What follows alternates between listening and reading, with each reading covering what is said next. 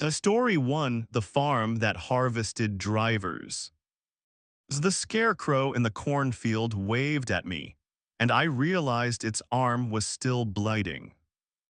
I'm Daniel Ortega, hauling grain from Nebraska to Kansas, and I've driven past 1,000 cornfields in my 15 years on the road. They all look the same, endless rows of dried stalks, maybe a farmhouse in the distance, a silo or two. Background scenery you stop noticing after the first 100 miles. But this scarecrow was different. It stood maybe 30 yards from Route 136, close enough that my headlights caught it clearly. A figure in overalls and a flannel shirt, arms spread on a wooden cross frame, head drooping forward with a burlap sack covering its face. And it was waving, not the wind moving it, actually waving. The right arm lifted, fingers spread, moving side to side in a slow, deliberate greeting. That's when I saw the blood. Dark red, running down from where the arm met the shoulder, soaking into the flannel, dripping onto the dirt below. As I hit the brakes, my Peterbilt shuddered to a stop on the shoulder. 3:24 a.m. on a Tuesday, October 31st, 2023. Empty highway, no other vehicles in either direction, just me and thousands of acres of harvested corn and that thing waving at me. I grabbed my spotlight, aimed it at the figure. The beam caught details I wished it hadn't. The overalls weren't faded from weather, they were stained with dirt and something darker. The flannel shirt was torn in places, revealing what looked like skin underneath. Real skin, pale, waxy. The hand kept waving, kept moving with that same mechanical rhythm. Wave, pause, wave, pause. As I picked up my CB radio, breaker, breaker, anyone on this channel, I've got something weird at mile marker 47 on Route 136, requesting backup. A static, then a voice distant and crackling. This is base station Nebraska, what's your 20? Mile marker 47, Route 136 heading west. I think there's a body on a scarecrow post. A long pause, say again. A scarecrow, but I think it's a real person. It's moving, it's blighting. Another pause. Driver, have you been on the road long? You feeling okay? I'm fine, this is real, someone needs to. The scarecrow stopped waving, its head lifted. Slowly. The burlap sack shifted, turned toward me, like it was looking directly at my truck. Then it raised both arms, not waving now, beckoning, come here, come closer. A driver, the voice on the radio, you still there? I dropped the radio, put the truck in gear, started to pull away. That's when I saw the others. They'd been there all along, I just hadn't noticed them. Dozens of scarecrows, maybe hundreds, stretching back into the cornfield in neat rows, all on wooden posts, all dressed in clothing that looked too new, too clean, too human. And they were all turning toward me, every single one, heads lifting, arms moving, all beckoning. Come here, come closer, join us. I punched the accelerator. The Peterbilt lurched forward, diesel engine roaring. I watched the scarecrows recede in my mirrors, still turning, still beckoning, until the darkness swallowed them. 2 miles down the road, I saw the sign. Welcome to Harvest County, population 2,847. 3 miles after that, another sign. Anderson FARMS Family OWNED since 1923 visitors welcome. So I didn't want to be welcome, I wanted to be anywhere but here. But the road kept going straight. No turns, no exits, just endless fields on both sides and that straight gray ribbon of asphalt cutting through the darkness. At mile marker 52, I saw the farmhouse. Set back maybe 100 yards from the road, white clapboard with a wraparound porch, warm yellow lights in the windows. A barn behind it, red paint visible even in the dark. Silos, outbuildings, everything neat and maintained and completely wrong. It's because there were cars in the driveway, modern cars, a Honda Civic, a Ford F-150, a Tesla Model 3, all parked at angles like their drivers had arrived in a hurry. And on the porch, people, four of them, standing motionless, watching my truck pass. I couldn't see their faces from this distance, but I could see how they stood, too still, too rigid, like mannequins arranged in human poses. My phone buzzed, text message from an unknown number. Turn around, come back, we're waiting.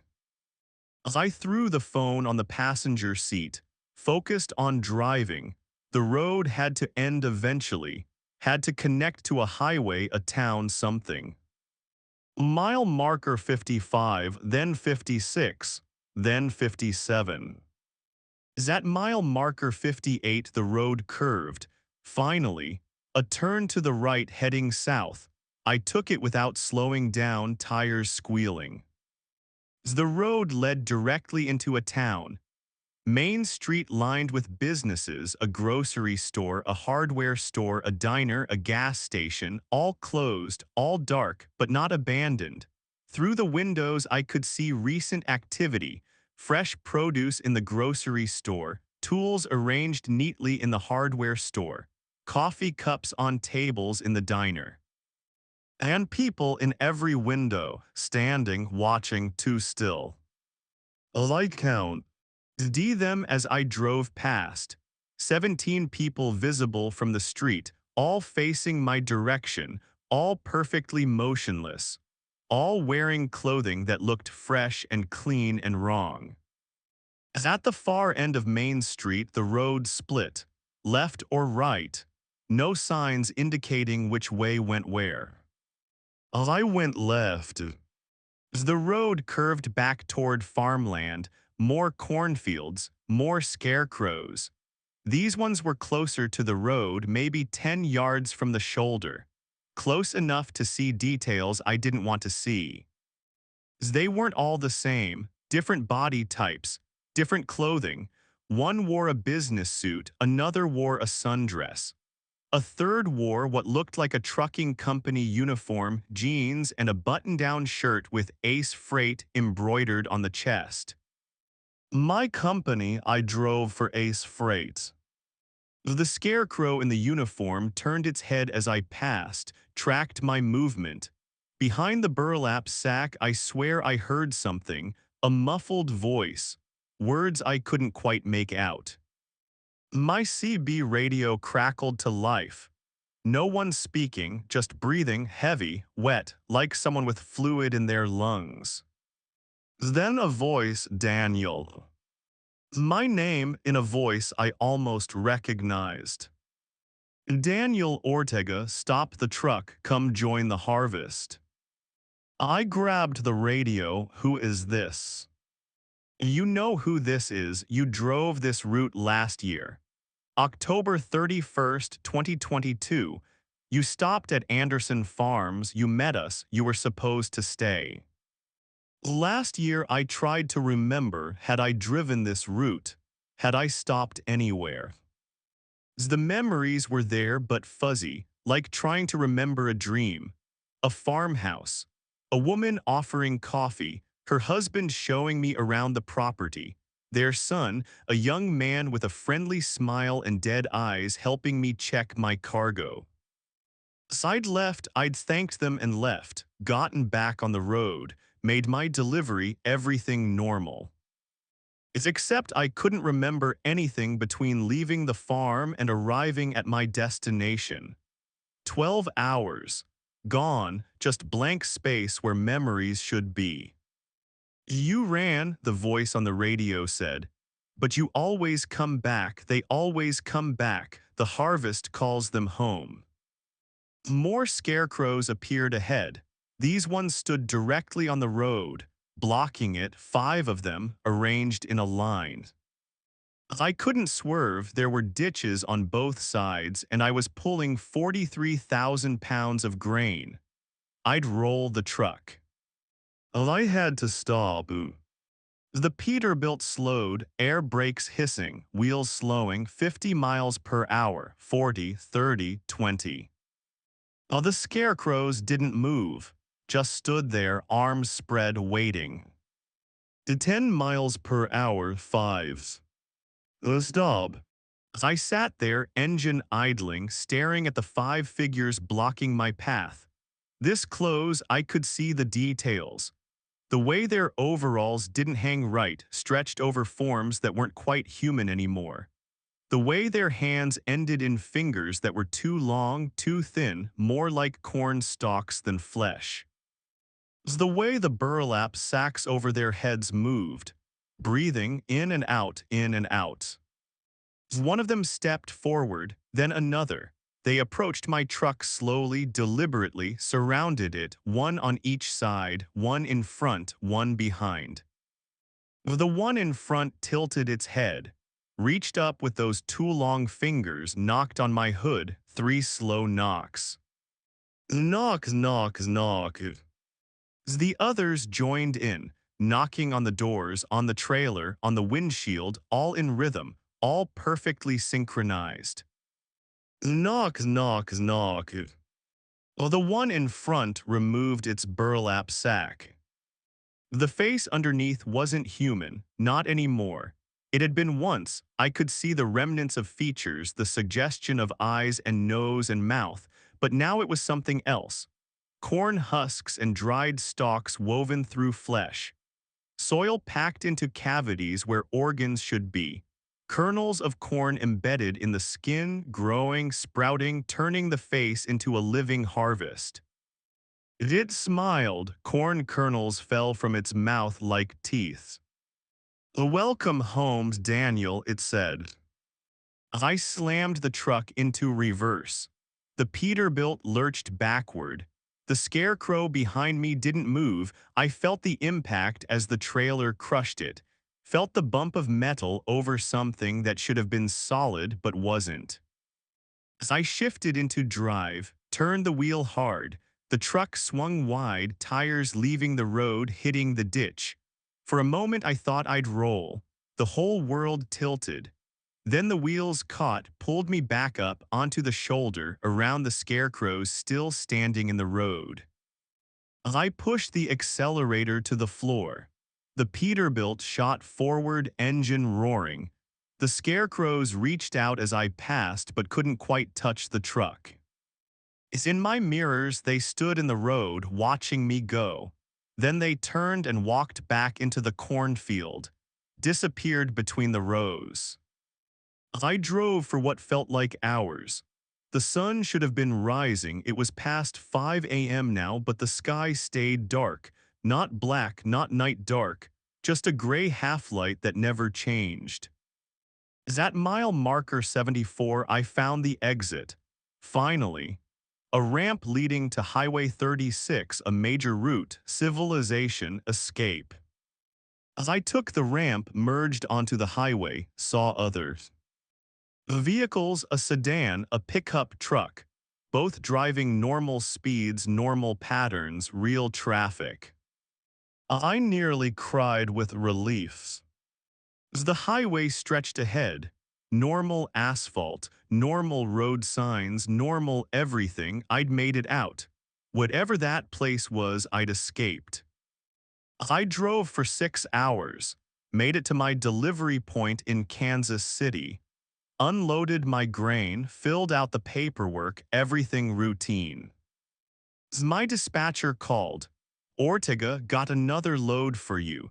Grain pickup in Nebraska, delivery in Oklahoma. What's the route? Route 136 west to Highway 36 south. My blood went cold. I can't take that route. Well, why not? I can't. Daniel, you took that exact route last night. No problems. You're scheduled to take it again. Last night. Yeah, you picked up in Nebraska, delivered to Kansas City.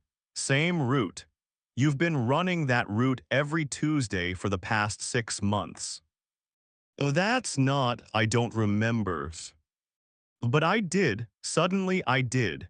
6 months of Tuesday runs. 6 months of driving Route 136. 6 months of passing Anderson Farms and seeing the scarecrows and keeping my eyes on the road and not thinking about the people standing in windows and the figures beckoning from the cornfield. 6 months of forgetting, every week, driving the route, delivering the load, and the next morning waking up with no memory of the trip. Daniel, you still there? How many drivers have you lost on that route? I asked. A silence, then what do you mean? How many drivers have disappeared, gone missing, failed to make their deliveries? Daniel, you're talking crazy. No one's disappeared. You're our regular Tuesday driver, have been for years. All years. Since 2019, you specifically requested that route, said the countryside reminded you of home. I'd never requested that route. I'd never even heard of Route 136 before last night, before this morning, before whatever the hell was happening to me. I hung up, checked my logbook, flipped back through the pages. There every Tuesday, Route 136, my handwriting, my signature, dates going back 4 years. October 31st, 2023, October 24th, 2023, October 17th, 2023, on and on and on. Is every entry identical? Picked up grain in Nebraska, delivered to Kansas City, no incidents. No incidents. I looked at my hands, turned them over, examined the skin, looking for what I didn't know, signs of corn husks, kernels embedded in flesh, some indication that I wasn't entirely human anymore. My hands looked normal, but I couldn't shake the feeling that something was wrong, something deep inside, something changing. My phone buzzed, text message from the unknown number. See you next Tuesday, Daniel. The harvest continues. As I drove home to my apartment in Omaha, slept, woke up, lived my life, everything normals. A Tuesday came around again. My dispatcher called, got a load for you, grain pickup in Nebraska. On what route? On Route 136. I can't. Daniel, you've run this route for 4 years. Why are you acting strange about it now? Because I'm remembering, because the forgetting is breaking down, because I'm starting to see what's really happening. But I couldn't say that, so I said I'll take it. I drove to the pickup point, loaded the grain, started down Route 136. At mile marker 47, the scarecrows were waiting. All of them, hundreds, thousands, lining both sides of the road, arms spread, heads turning as I passed. One of them wore my face. Not similar, not coincidental, my exact face. My features, my scar, my beard, my everything. It stood closest to the road, right at the shoulder. As I passed, it waved. And I felt my hand move, involuntarily waving back. As I'm writing this at mile marker 52, I've pulled over at Anderson Farms. The family is on the porch, waiting for me, smiling, welcoming me home. As I know I should drive away, I know I should run, but my body is moving without my control. Opening the door, stepping down from the cab, walking toward the farmhouse. The woman offers me coffee. The husband shows me the fields. The son helps with something, I can't quite remember what. Everything is pleasant and normal and completely wrong. And I know that when I leave, I'll forget again. I'll wake up tomorrow with no memory of this. I'll drive this route next Tuesday, and the Tuesday after that, and the Tuesday after that. Each time a little less human, a little more harvest. Until one day I won't leave at all.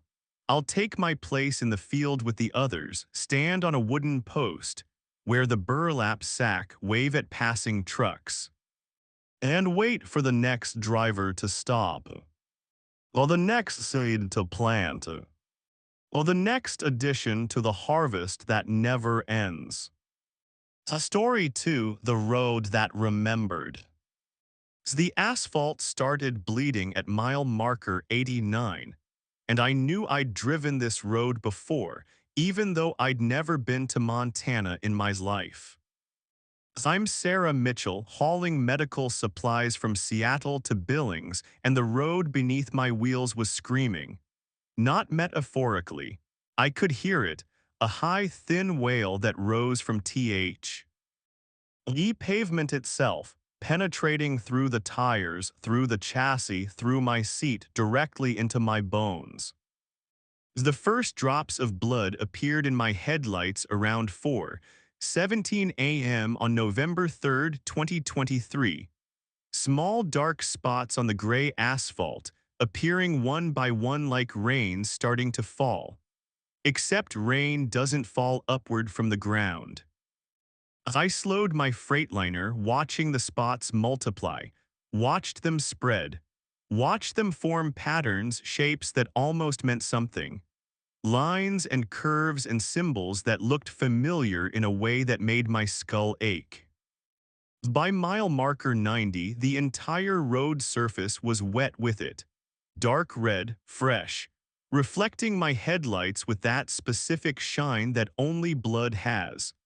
The smell came through my air vents, copper and iron and something organic beginning to rot. I grabbed my CB. Anyone on this channel, I need assistance on Highway 200 mile marker 90. There's something on the road, some kind of spill. A static, then this is Montana Highway Patrol. What's the nature of the spill? I think it's blood. The whole road is covered in it. The driver, are you feeling well? Have you been driving too long? I'm fine. I'm looking right at it. Dark red liquid covering the entire road surface. You need to send someone.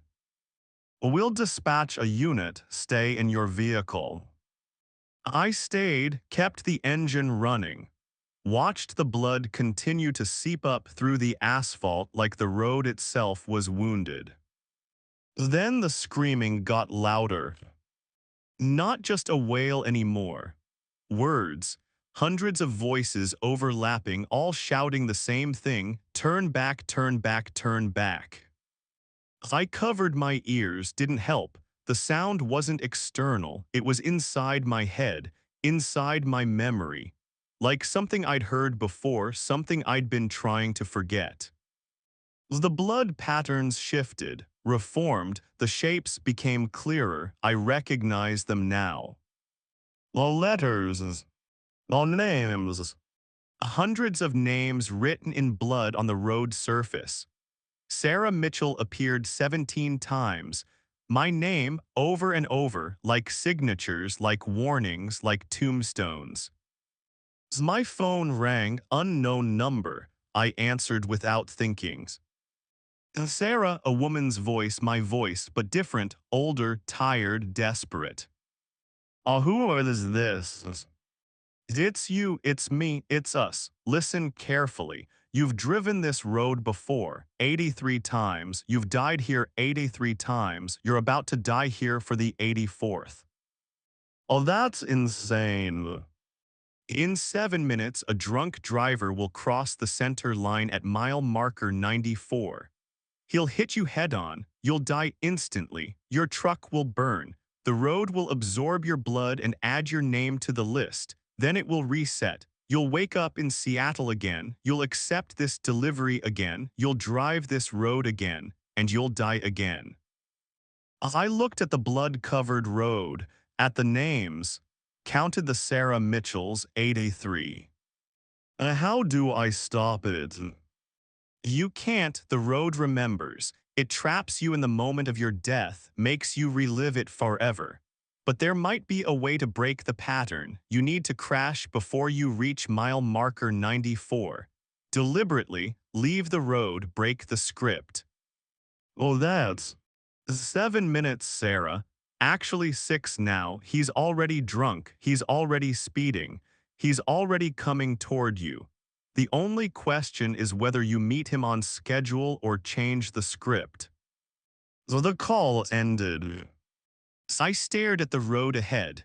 The blood was moving now, flowing like a river, all pointing forward.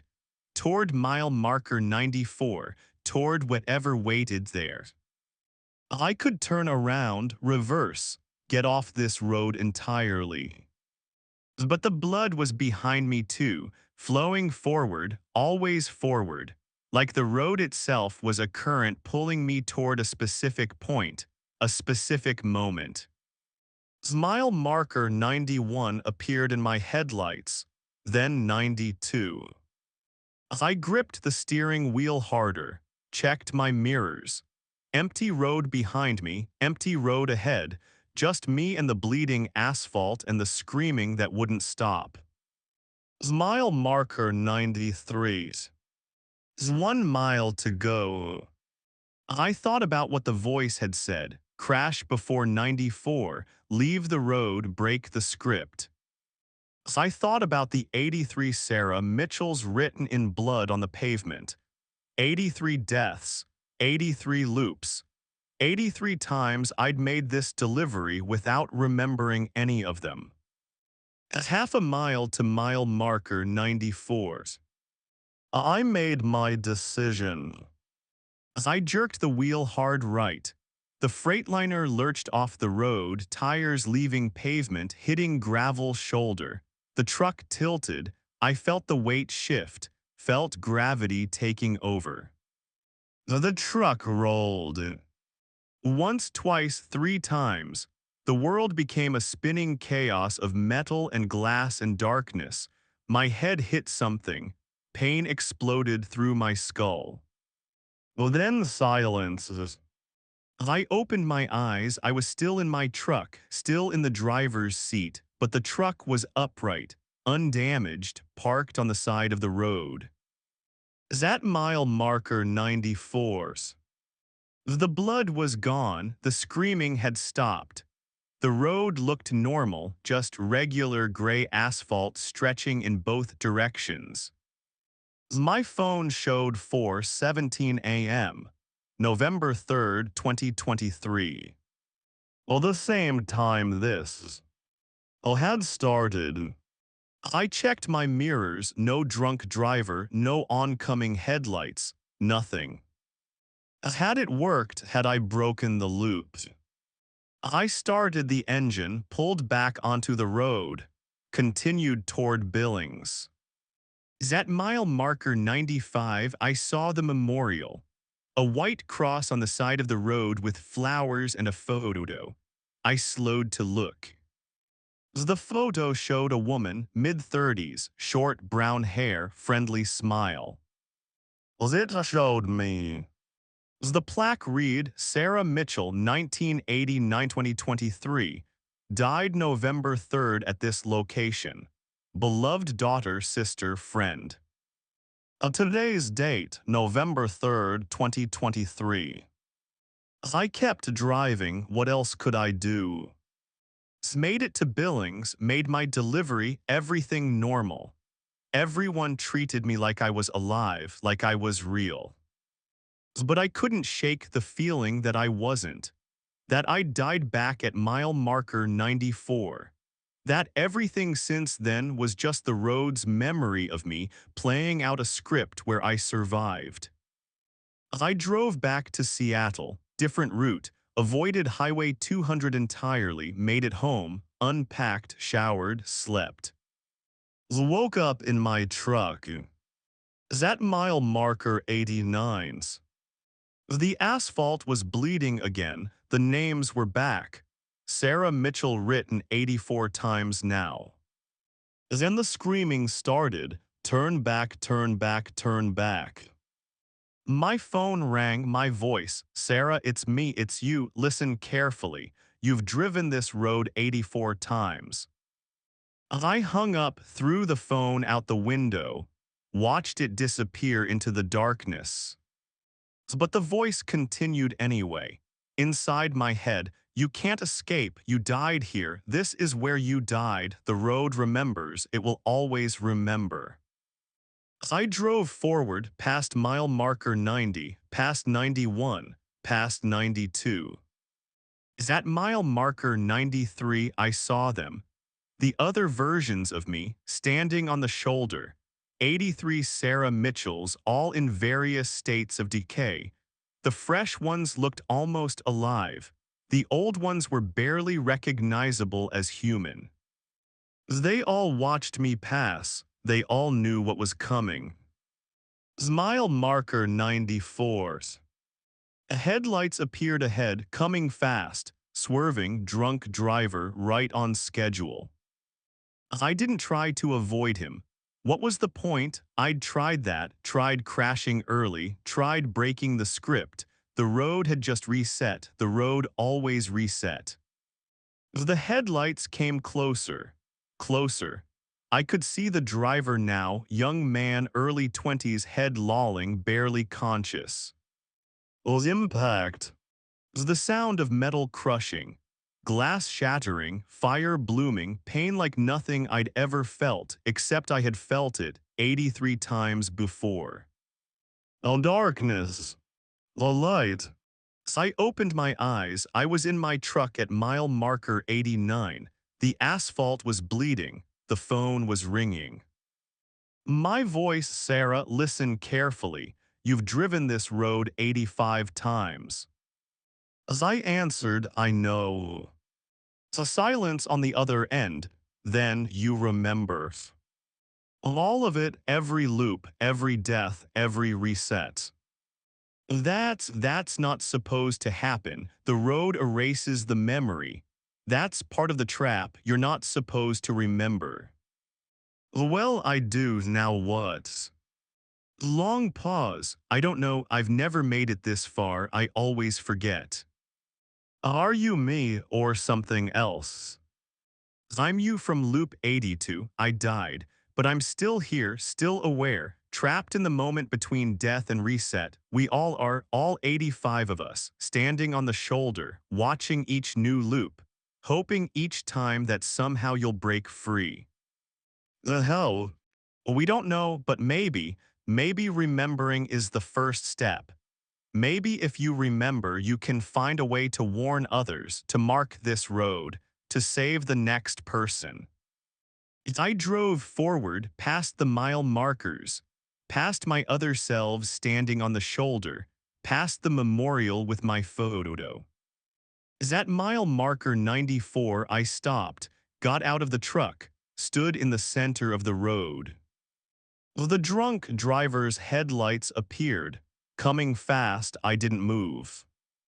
This time, I wanted to see it coming, wanted to understand what was happening, wanted to know if there was something in that moment, that instant between alive and dead, where I could make a different choice. The headlights got closer. I could see every detail, the make and model of the car, the driver's face, the exact angle of approach. And I saw something else, something in the air between us, like a shimmer, like reality itself was thinner here, like this spot, this specific point in space and time was a wound in the world. So the car hit me. But instead of darkness, I fell through. Through the road, through the blood, through layers of memory and time and death, I saw all 85 loops at once.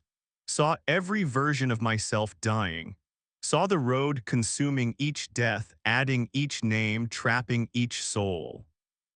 And below all of that, I saw what the road really was. It wasn't asphalt, it was compressed memories, compressed deaths, thousands of them, tens of thousands. Every person who'd ever died on this stretch of highway, all packed together, all reliving their final moments forever. The road was a graveyard that couldn't stop remembering. I landed somewhere else, somewhere between, neither alive nor dead, neither past nor present. And I saw the others, not just Sarah.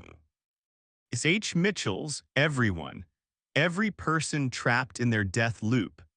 All of us standing in this gray space, watching our own ghosts replay our final moments over and over on roads that wouldn't let us go. Can we leave? I asked no one in particular. A man nearby, elderly, wearing clothes from the 1970s, shook his head. The road holds us. We died here. This is where we stay. Forever. Until the road is destroyed.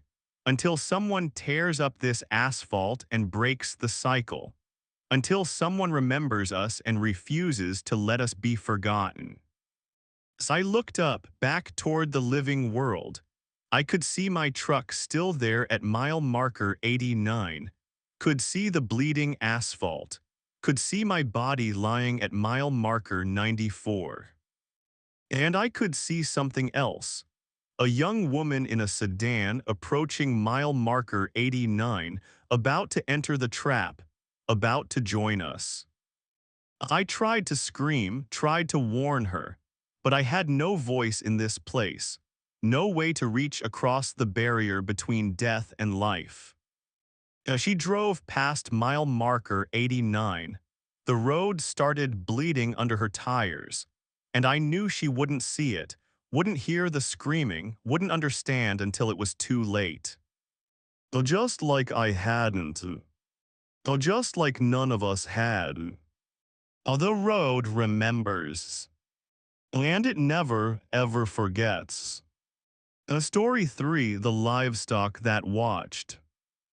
The cattle in the trailer started whispering my daughter's name, and I knew I should never have agreed to haul living cargo. I'm James Porter, running livestock from Wyoming to Texas, and the sound coming from behind me wasn't normal. Cattle low. They moan. They shift their weight and their hooves clatter on metal flooring. They don't whisper Emma in perfect English through the wall separating my cab from the trailer. Emma, Emma, Emma. Soft, insistent, like a dozen voices speaking in unison, all saying my daughter's name, my dead daughter's name. She'd been gone for 8 months, cancer, age 7, too young and too cruel, and now these animals were speaking her name like a prayer. As I grabbed my phone, called my wife. Lisa, I need you to tell me something. Did you give someone my route information?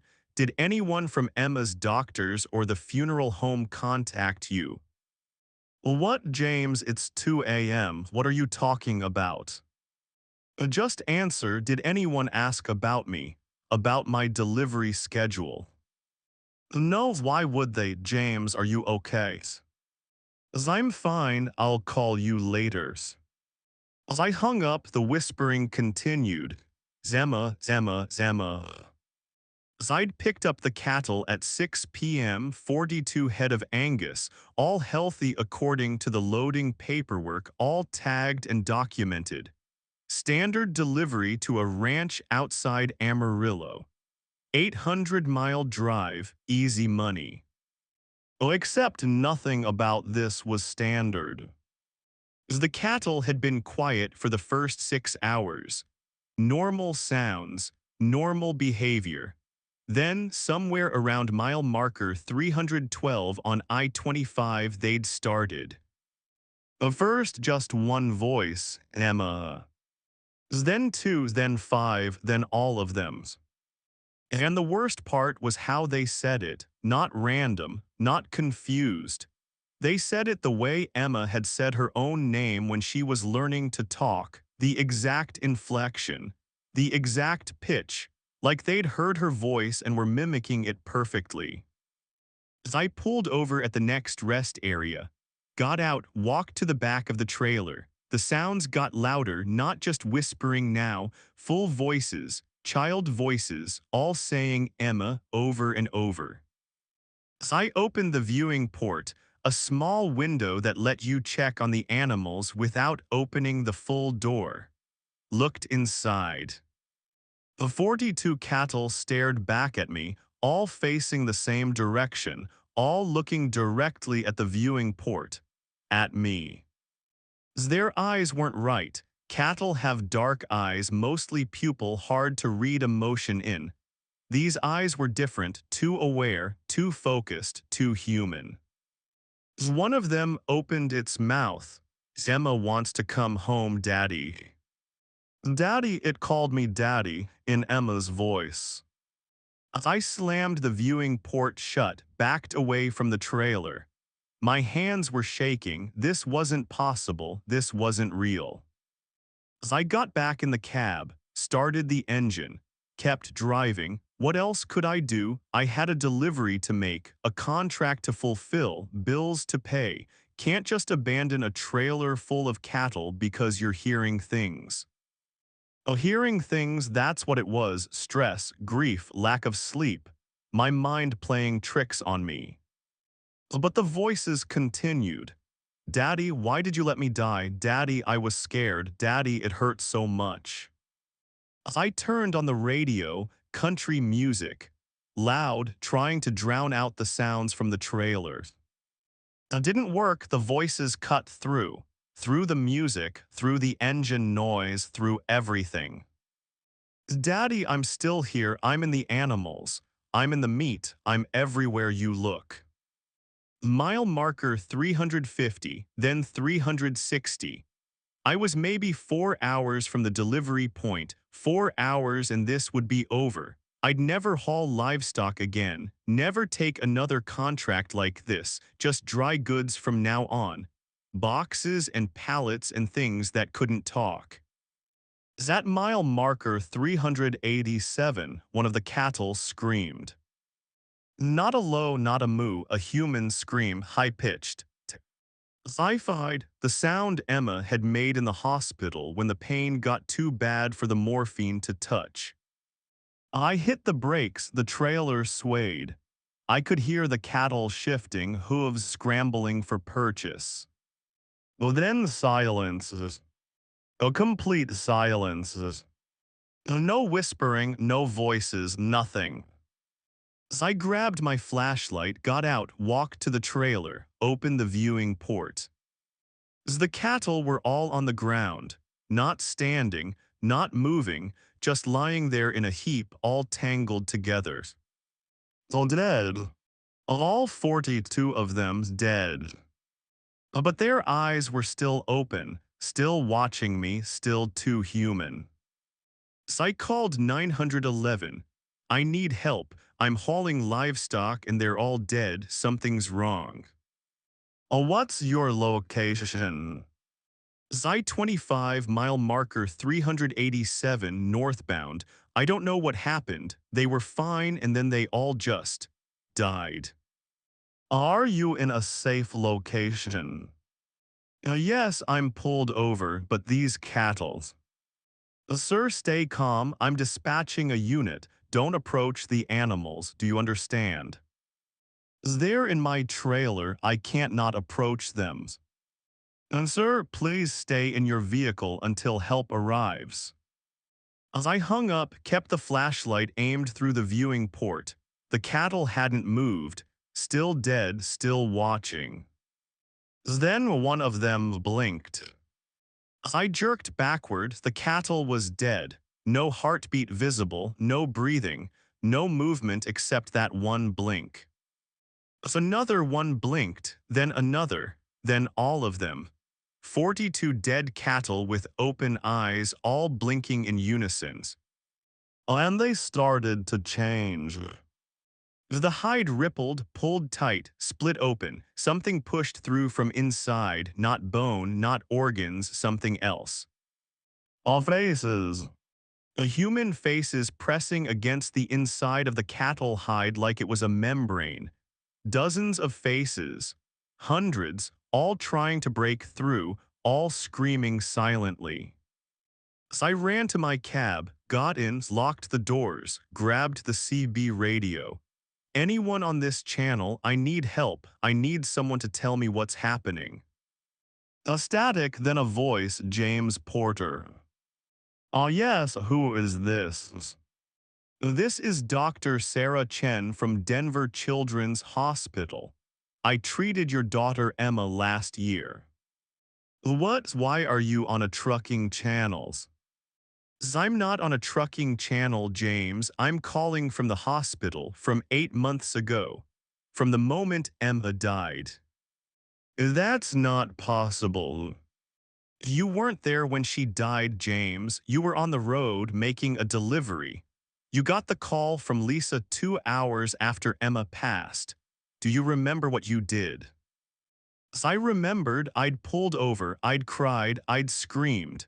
I'd punched the steering wheel until my hands bled. And then I'd gotten back on the road.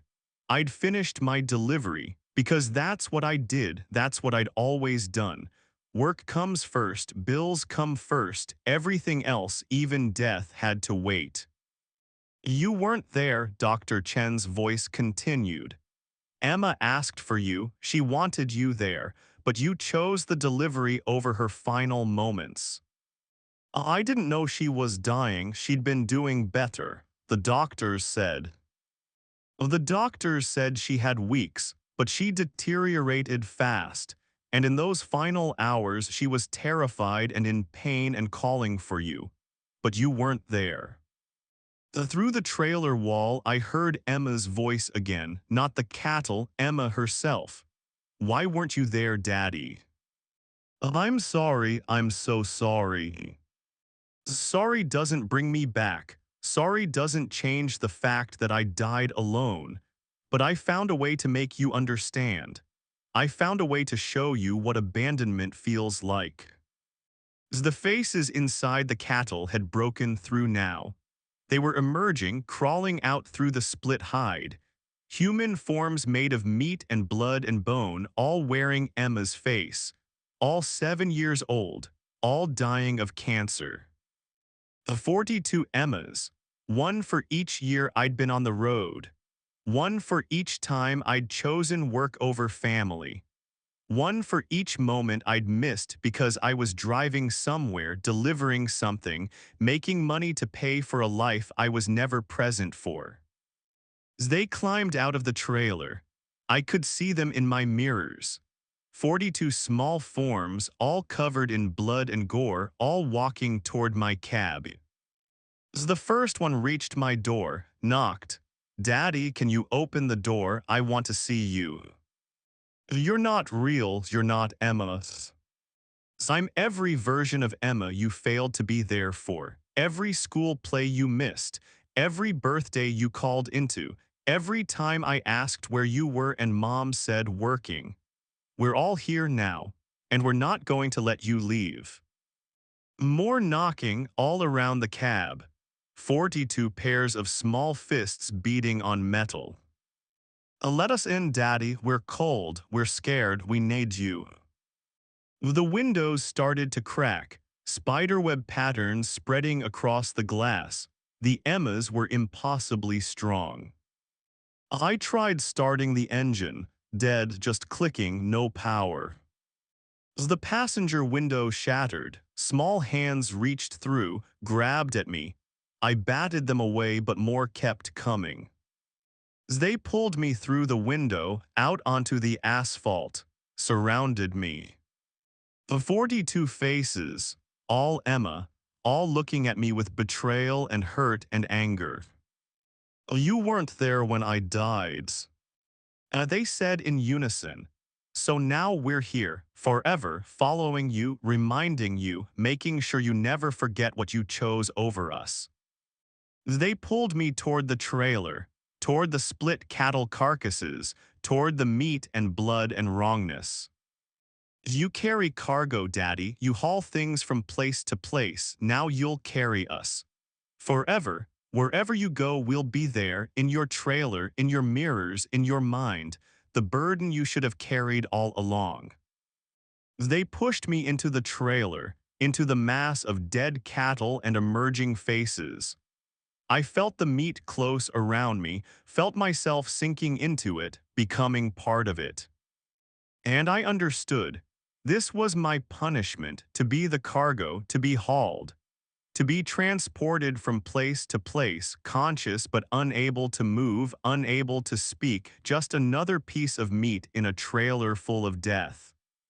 As I woke up in a hospital 3 days later, the police found me unconscious near my truck. The cattle were dead, all 42 of them.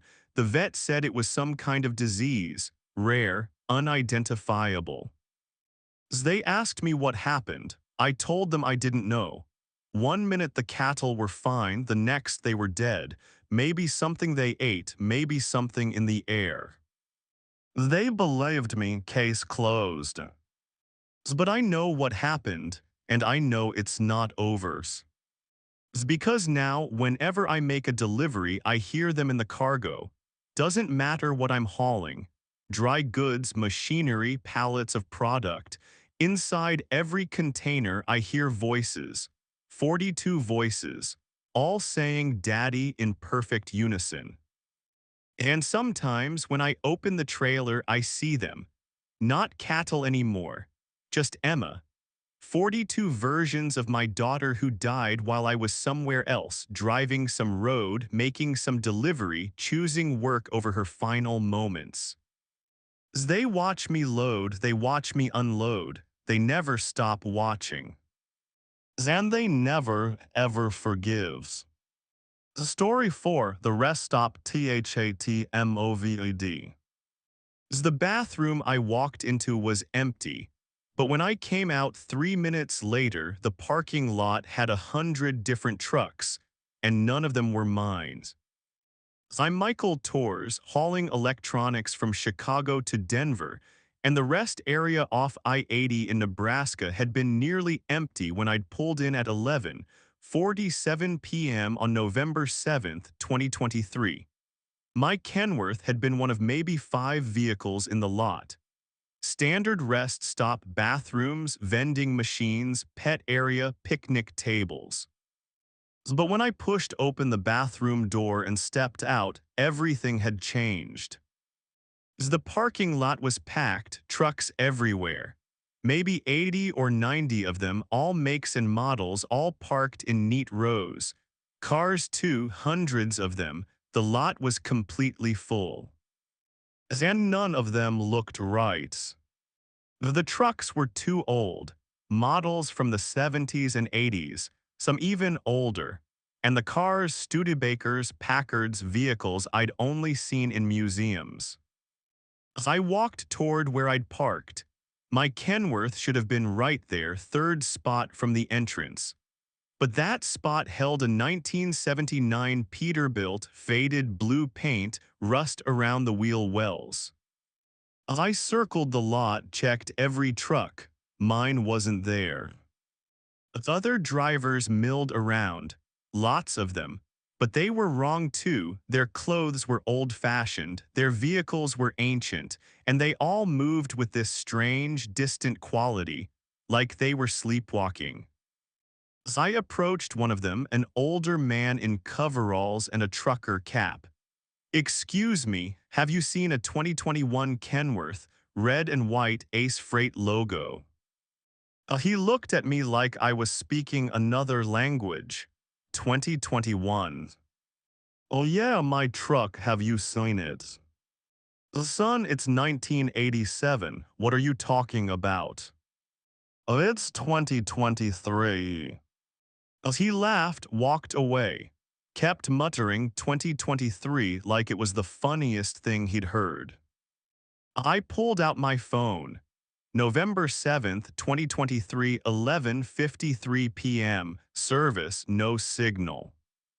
I walked to the rest area building, tried the door. It opened into the bathroom I'd just left. Same tiles, same stalls, same sinks. But when I walked back out, I was in a different parking lot. Fewer trucks now, different vehicles. A sign on the building said, "Welcome to Pioneer Rest Area, established 1956." So I went back in, came back out. Different parking lot again, more trucks, all from different eras, 1990s, 2000s, 1960s. Each time I went through that door, I emerged into a different version of the rest area. Different times, all overlapping, all occupying the same physical space. I wasn't in the rest area anymore. I was in all the rest areas. Every version that had ever existed, all layered on top of each other like transparencies, and I was slipping between them. A woman approached me, young, maybe 25, wearing a dress from the 1940s. "You're new." "Oh, what it is?" "You just got stuck. I can tell. You've got that confused look, like you can't understand what's happening." "Where are them eyes?" "The rest area, or rather, all the rest areas. This place is thin. Time doesn't work right here. People come in, use the bathroom, and when they come out, they're somewhere else. Someone else." How long have you been here?" Since 1943, I stopped. To use the facilities. Never made it back to my car. That was 80 years ago for the world. For me, it's been maybe a week. Time moves different when you're unstuck." She gestured around. All these people, all these vehicles, we're all trapped in the same loop. The rest area cycles through different years. Sometimes you're in 1956, sometimes 1987, sometimes 2015, but you can never get back to your own time, can never find your own vehicle, can never leave. "That's impossible." "Yeah, it is, but here we are." As I tried the doors again, kept going in and out trying to find my own time, my own parking lot, my truck. Each time the parking lot was different, the vehicles changed, the people changed. Sometimes the rest area building itself changed, different architecture, different signs, different everything. As at one point I came out into what looked like the 1920s, Dust Bowl era, Model T trucks and desperate-looking men. Of another time, the future. 2045, according to a newspaper someone had left on a bench, electric vehicles. Technology I didn't recognize. But never 2023. Never my times, never my truck. I found others like me, the stuck ones.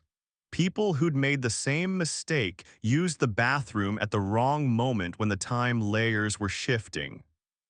There was a man from 1968, a woman from 2003, a teenage boy from 1991. All of them had been here for what felt like days or weeks, experiencing dozens of different years but unable to return to their own. "Is there a way out?" I asked. The man from 1968 shook his head.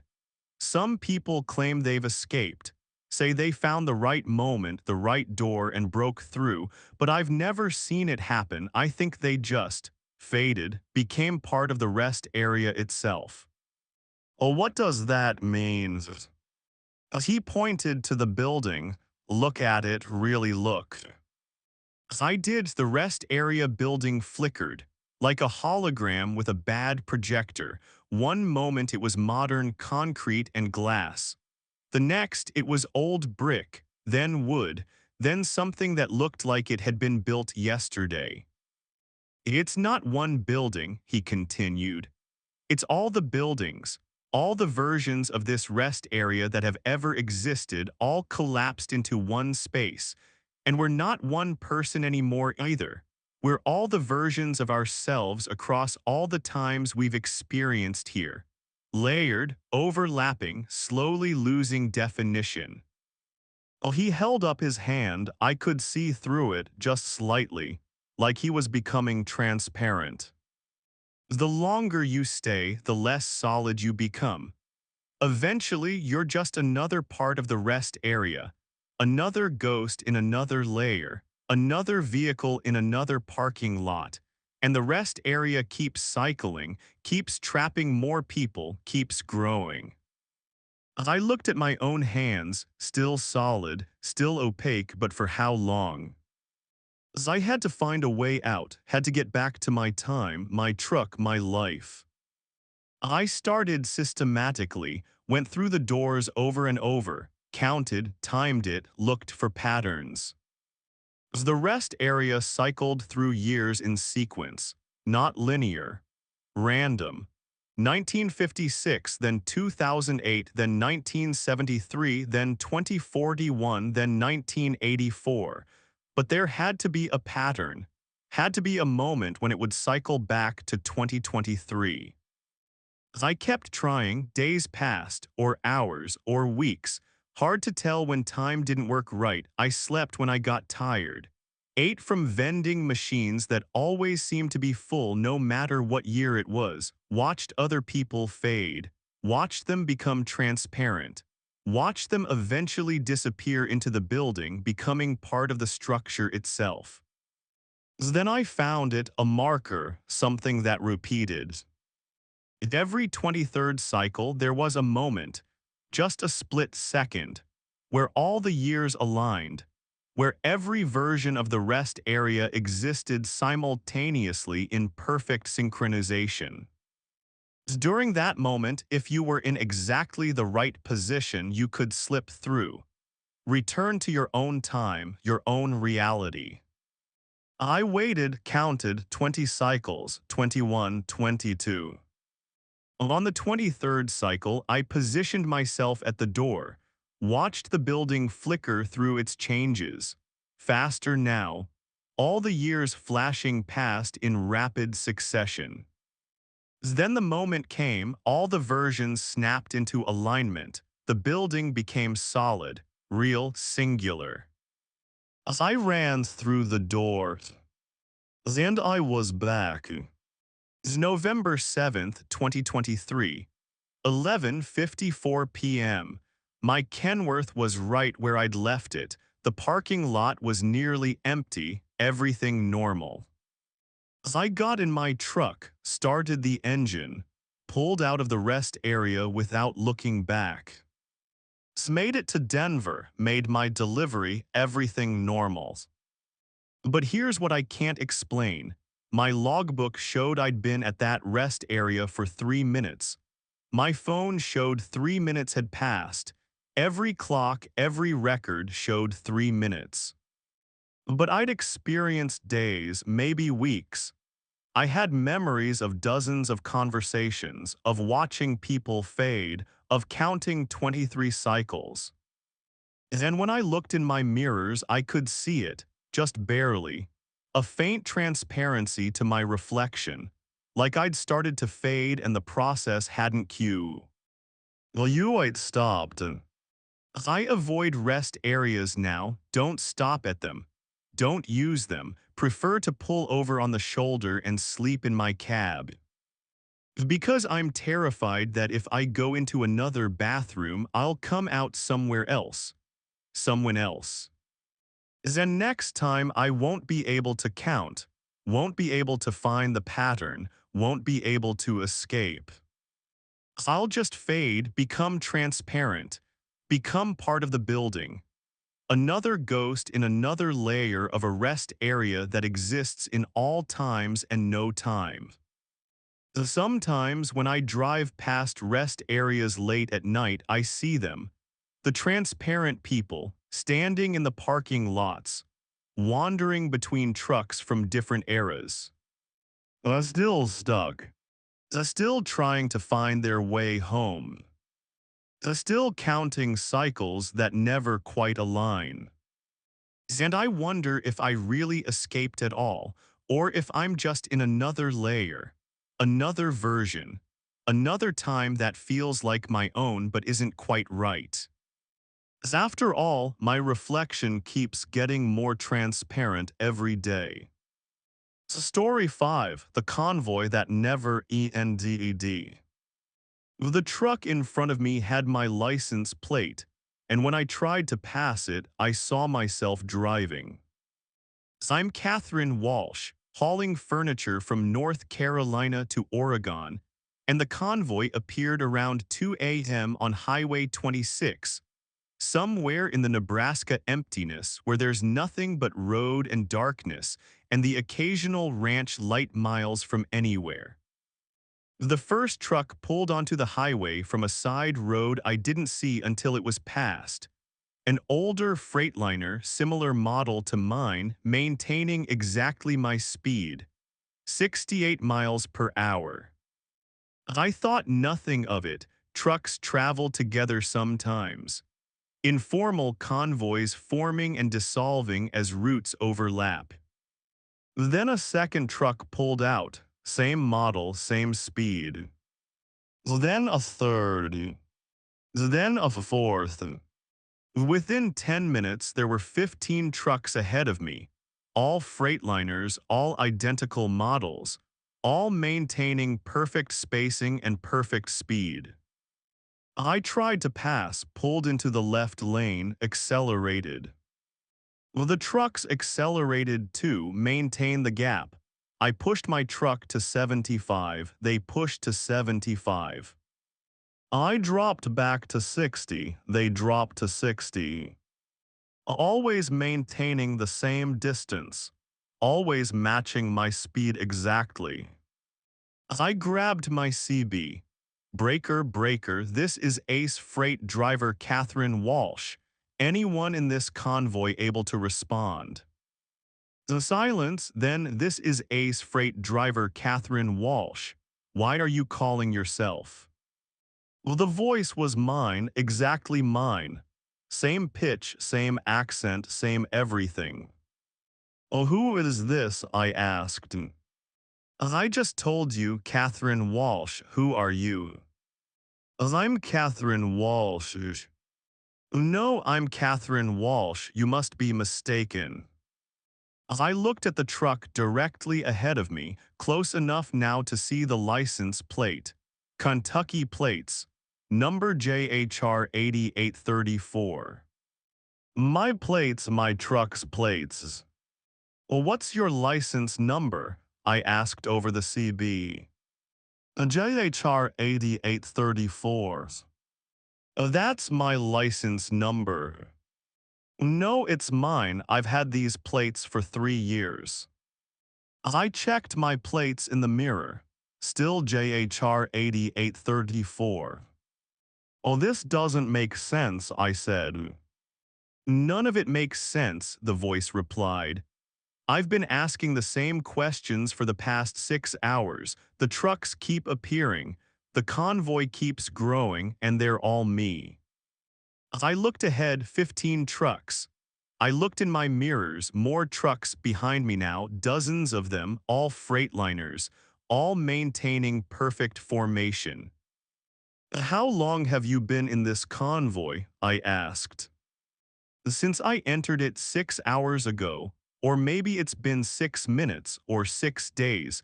Time doesn't work right here, but I know I've been trying to escape and I can't.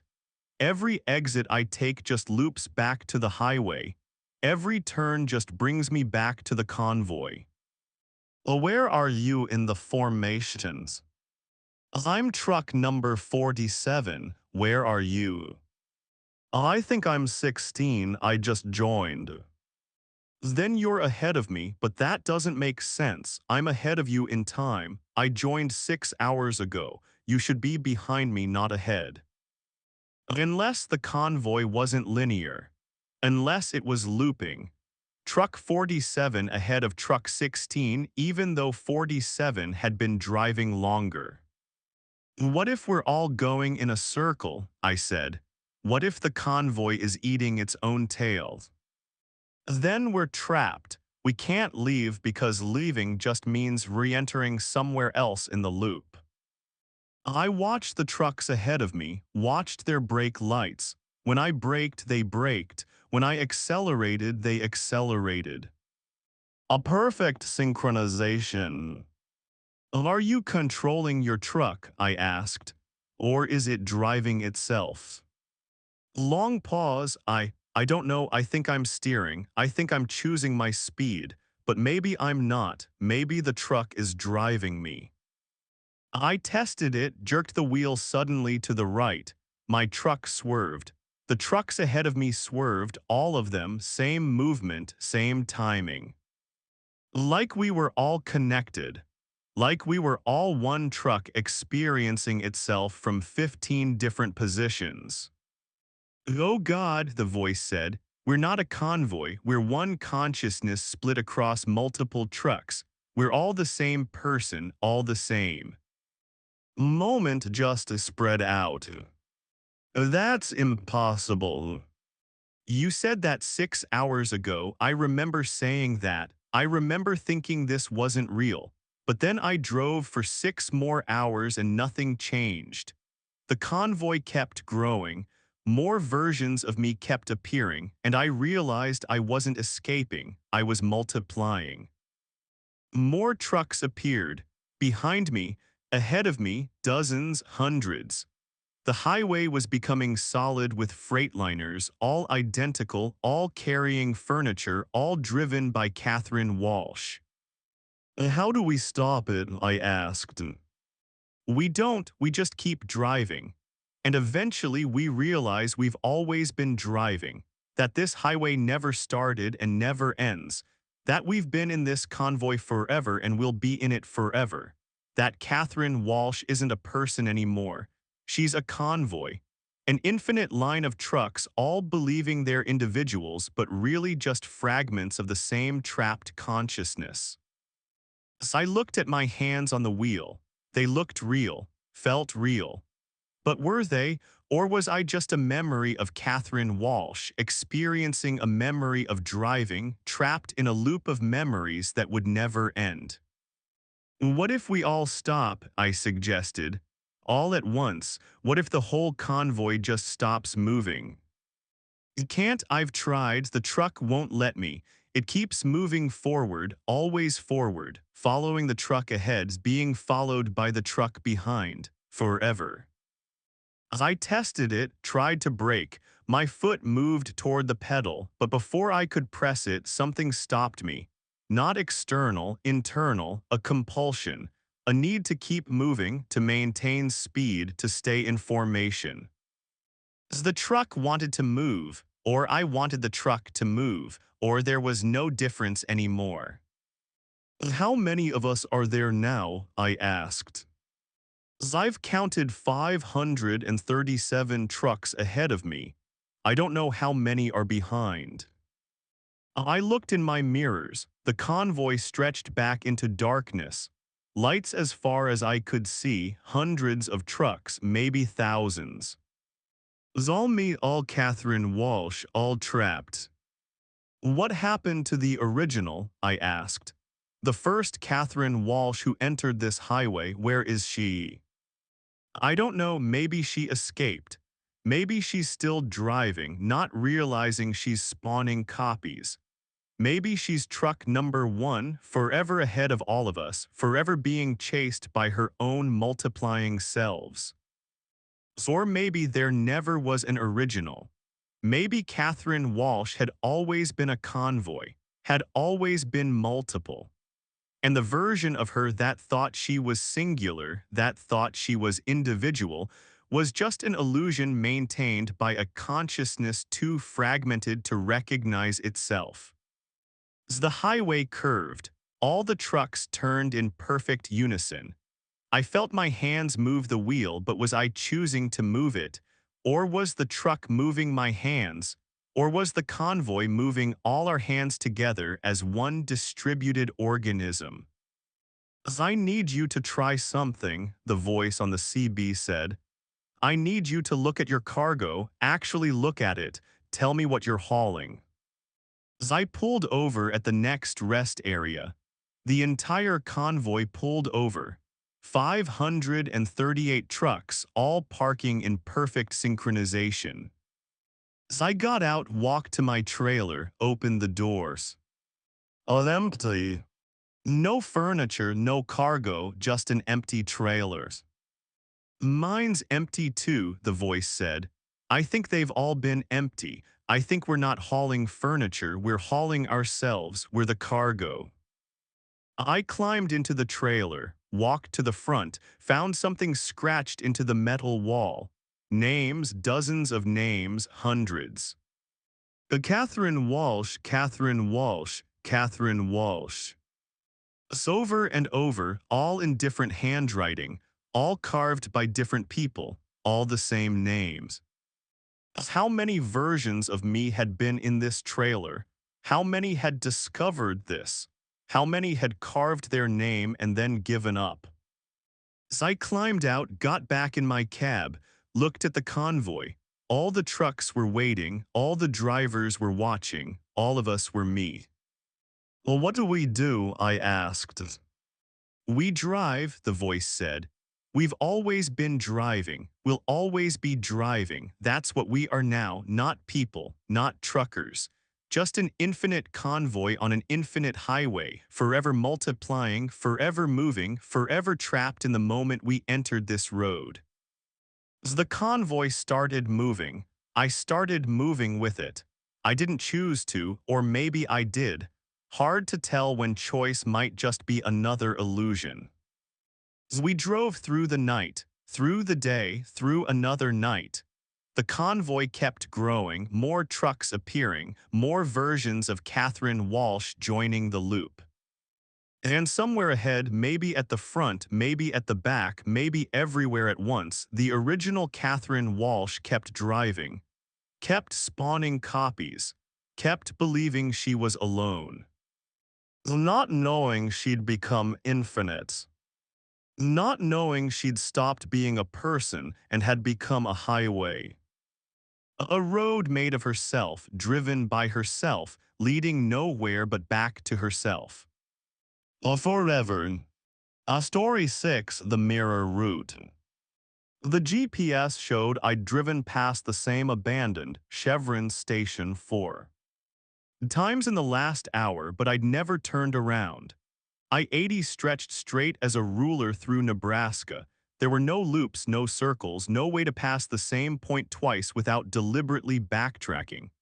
But there it was again at 3:47 a.m., the shattered neon sign casting red light across my hood, the same rusted pickup truck sitting in the same parking spot, and I was still heading east. I'd been heading east for 6 hours straight. My name is Patricia Sullivan, and I've hauled refrigerated goods across the Midwest for 12 years. I know these roads like the veins in my hands. I know every exit, every way station, every truck stop between Omaha and Des Moines. I know that I-80 doesn't loop back on itself. I know that GPS systems don't malfunction in the same specific way 4 times. And I know that the numbers on my odometer had stopped climbing at 186,437 miles exactly 3 hours ago, even though I'd been maintaining 65 miles per hour the entire time. The realization hit me when I passed the Chevron the 5th time. I wasn't moving through space anymore. I was running in place, burning diesel, watching the same 3-mile stretch of highway repeat like a scratched record, and something was keeping me here. As I grabbed my CB radio, Breaker 19, this is Big Mama hauling eastbound on I-80 near mile marker 312. Anyone copy? Static. I repeat, anyone on this channel? Nothing but the hiss of dead air. I switched to channel 19, trucker channel, always active. Silence. I cycled through all 40 channels. Every single one was dead, not even the distant crackle of other transmissions. Just empty static that sounded wrong, too clean, like the absence of sound rather than interference. My cell phone showed full signal 5 bars, but when I tried calling my dispatcher, the call connected to nothing. It rang once, then silence, not even a dial tone, just void. I tried 911, same thing, my daughter's number, my ex-husband, the automated weather service. Every call connected to the same empty nothing, as if the numbers still existed but led nowhere, dead ends in the infrastructure of reality. The chevron appeared again, 6th time. I looked at my fuel gauge, 3/4 full. That was impossible. I'd burned at least 40 gallons in 6 hours of driving. The needle hadn't moved. I checked my reefer unit, the refrigerated trailer behind me carrying 3 tons of frozen beef. Temperature holding steady at -10 degrees Fahrenheit. Diesel supply for the refrigeration unit unchanged. None of my gauges were moving. I was trapped in a single moment, stretched thin across hours that didn't count, miles that didn't accumulate. I slammed the brakes. The rig shuddered to a stop. I sat there on the empty highway, engine rumbling, watching the darkness press against my windshield. Nothing moved, no other vehicles, no animals, no wind. The air had that frozen quality that made me think of photographs of moments trapped and preserved. I counted to 60, then released the brake and accelerated. Well, the chevron appeared after exactly 3 minutes and 42 seconds of driving. 7th time. This time I noticed something different. The rusted pickup truck had moved. Before, it had been parked facing the building. Now it faced the road, and someone was sitting in the driver's seat. I slowed down, peering through my passenger window as I passed. The figure was motionless, just a dark silhouette, but I could see it tracking my movement, head turning to follow my truck as I went by. My scalp prickled. I accelerated hard, watching the chevron disappear in my mirrors. 3 minutes and 42 seconds later, it appeared ahead of me again. The pickup truck was closer to the road now, and there were 2 figures inside. I didn't slow down this time. I kept my eyes forward, hands locked on the wheel, trying to ignore the way my peripheral vision caught them both turning to watch me pass. The mathematics of it crawled through my brain. Every loop the truck moved. Every loop another figure appeared. How many loops had I actually driven? If I'd passed the station 8 times now and there were 2 figures, what happened when the truck reached the road? What happened when the truck was full? The chevron appeared. 9th time, 3 figures in the truck bed now, standing, watching. The pickup had moved again, front bumper touching the shoulder of the highway. No, no, no, no, no. I pressed the accelerator to the floor.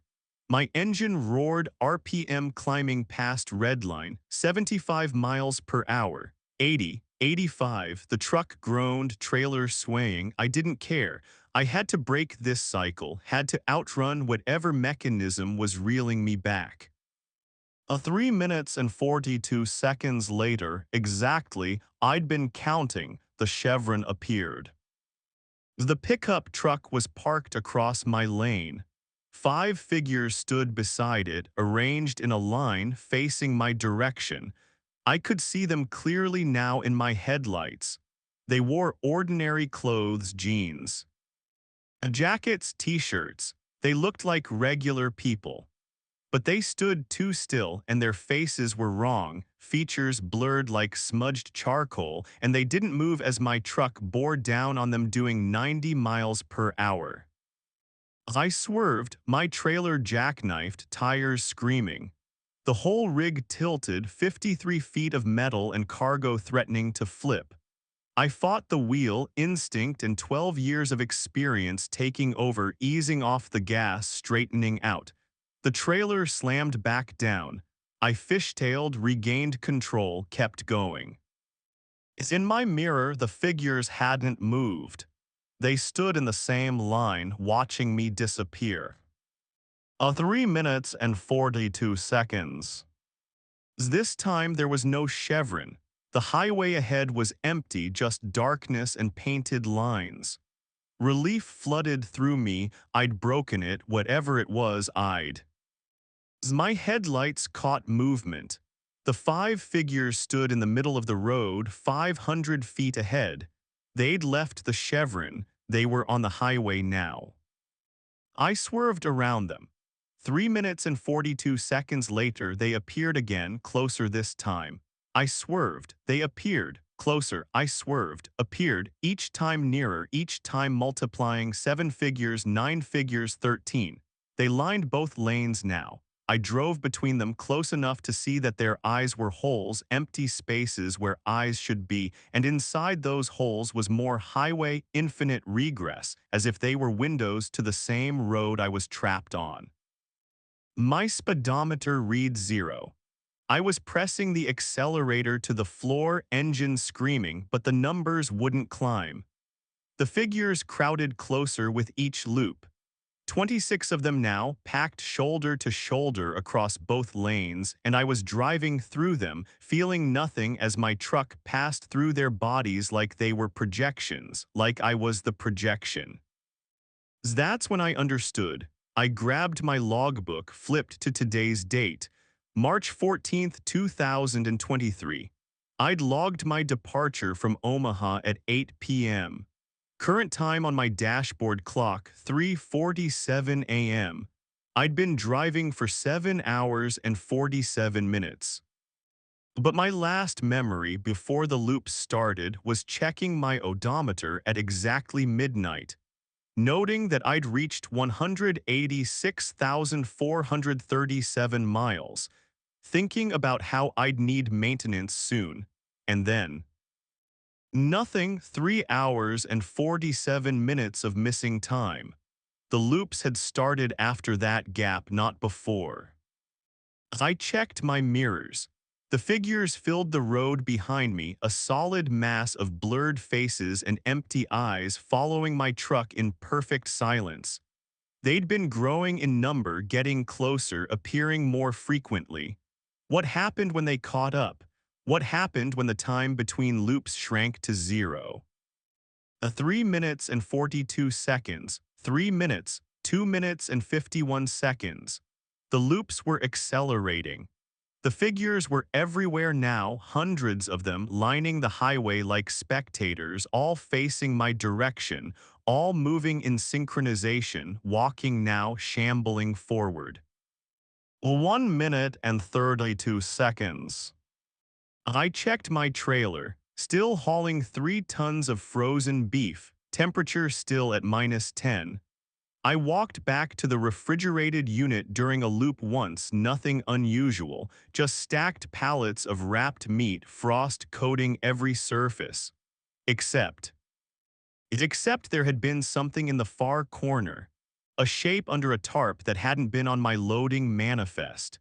I'd noticed it during loading but assumed it was just extra equipment, someone else's cargo staged nearby. Now, trapped in this loop, I remembered the way the tarp had seemed to move slightly, the way the frost near it had been disturbed, scraped away. 47 seconds between loops. As I pulled over, heart hammering, the figures swarmed past my stopped truck, flowing around it like water. I grabbed my flashlight and opened my door. They parted for me, creating a path to my trailer. I walked through them, through their bodies, feeling nothing but a coldness that had nothing to do with temperature. They smelled like empty rooms and disconnected phone lines. 22 seconds. I unlocked the trailer. The temperature drop hit me like a fist, -10 degrees, but it felt colder, felt wrong. I climbed inside, flashlight beam cutting through the frost-thick air. The pallets of beef were exactly as loaded. The shape in the corner was still covered by its tarp, but now I could see it clearly, human-sized, curled in a fetal position. 8 seconds. As I pulled back the tarp, it was me, my body, my face, my clothes, my CDL in the breast pocket of my jacket. Dead, frozen, solid, ice crystals coating her eyelashes. Her eyes were open, staring at nothing. Her left hand clutched a CB radio, finger frozen on the transmit button. Her right hand gripped a piece of paper, a receipt from the Chevron station, timestamp, March 14th, 12:47 a.m. 3 seconds. The figures stood at the trailer door, silent, waiting. Their empty eye sockets leaked highway asphalt and painted lines, flowing out like tears. One of them raised its hand, pointing at the body, then at me, then at the driver's seat of my truck. 1 second. I understood. The loops weren't trapping me. The loops were the only thing keeping me moving, keeping me driving, keeping me from accepting that I'd frozen to death in my own trailer 3 hours and 47 minutes ago after pulling over to check on a strange noise, after the refrigeration unit had malfunctioned and locked me inside. The highway wasn't repeating. I was repeating, running the same desperate circuit, refusing to stop, because stopping meant accepting that I'd already stopped. 0 seconds. The chevron appeared, the figures were gone. My odometer started climbing again, 186,438 miles. The CB radio crackled to life with normal chatter. My fuel gauge dropped slightly. Time moved forward. I was unstuck, free, back in the normal world. Except I'd left my body in the trailer. Except my hands on the wheel were translucent in the dashboard light. Except when I looked in the rearview mirror, my reflection had empty spaces where my eyes should be, and inside those spaces I could see highway, infinite and dark, scrolling past forever. I'm still driving, still hauling east on I-80. My dispatcher called 6 hours ago asking about my delivery.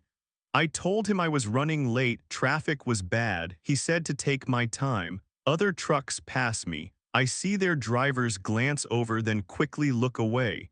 They see something, they know. I passed the Chevron station again last night. The pickup truck was back. Someone new was sitting inside, watching the road, waiting for their loop to start. Waiting to understand what I understand now. Some roads don't let you reach your destination. Some miles don't count. Some deliveries never get made. My odometer just rolled over to 186,437 miles.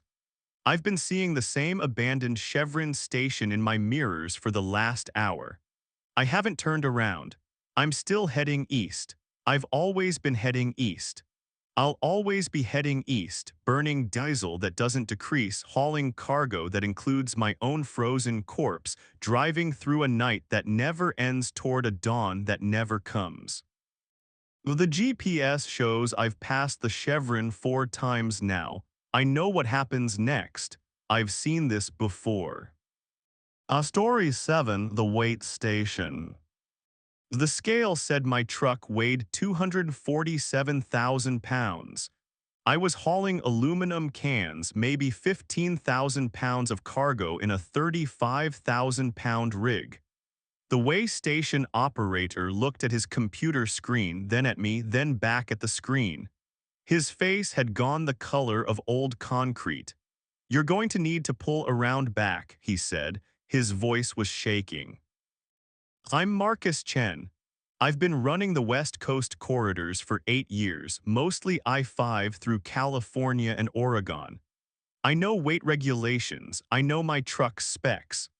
I know that the maximum legal weight for a fully loaded semi is 80,000 pounds, and I know that 247,000 pounds would require a military transport vehicle, not my 2019 Freightliner Cascadia. "Oh, your scale's broken," I said. "It's not broken." He wouldn't look at me anymore. "Pull around back, maintenance bay 3, someone will meet you there." "I just need to get back on the road, man. I've got a delivery in Sacramento by noon." His hand moved to something under his desk. An alarm maybe, or a gun. "Bay 3 now." I pulled around back. The maintenance area was separated from the main way station by a chain link fence topped with razor wire. Why would a way station need razor wire? The gate rolled open automatically as I approached. I drove through. It rolled shut behind me with a sound like breaking teeth. Bay 3 was at the far end of the building, away from the highway, away from other trucks. The bay door was open, showing a concrete space barely large enough for my rig. Fluorescent lights flickered inside, that sick greenish color that made everything look diseased. A man in a dot uniform stood waiting. He was too thin, skeleton thin, and his uniform hung on him like he'd borrowed it from someone 3 sizes larger. As I climbed down from my cab, "Look, I don't know what's wrong with your scale, but—" "To drive into the bay," he said. His voice sounded hollow, like it was coming from the bottom of a well. "We need to inspect your cargo."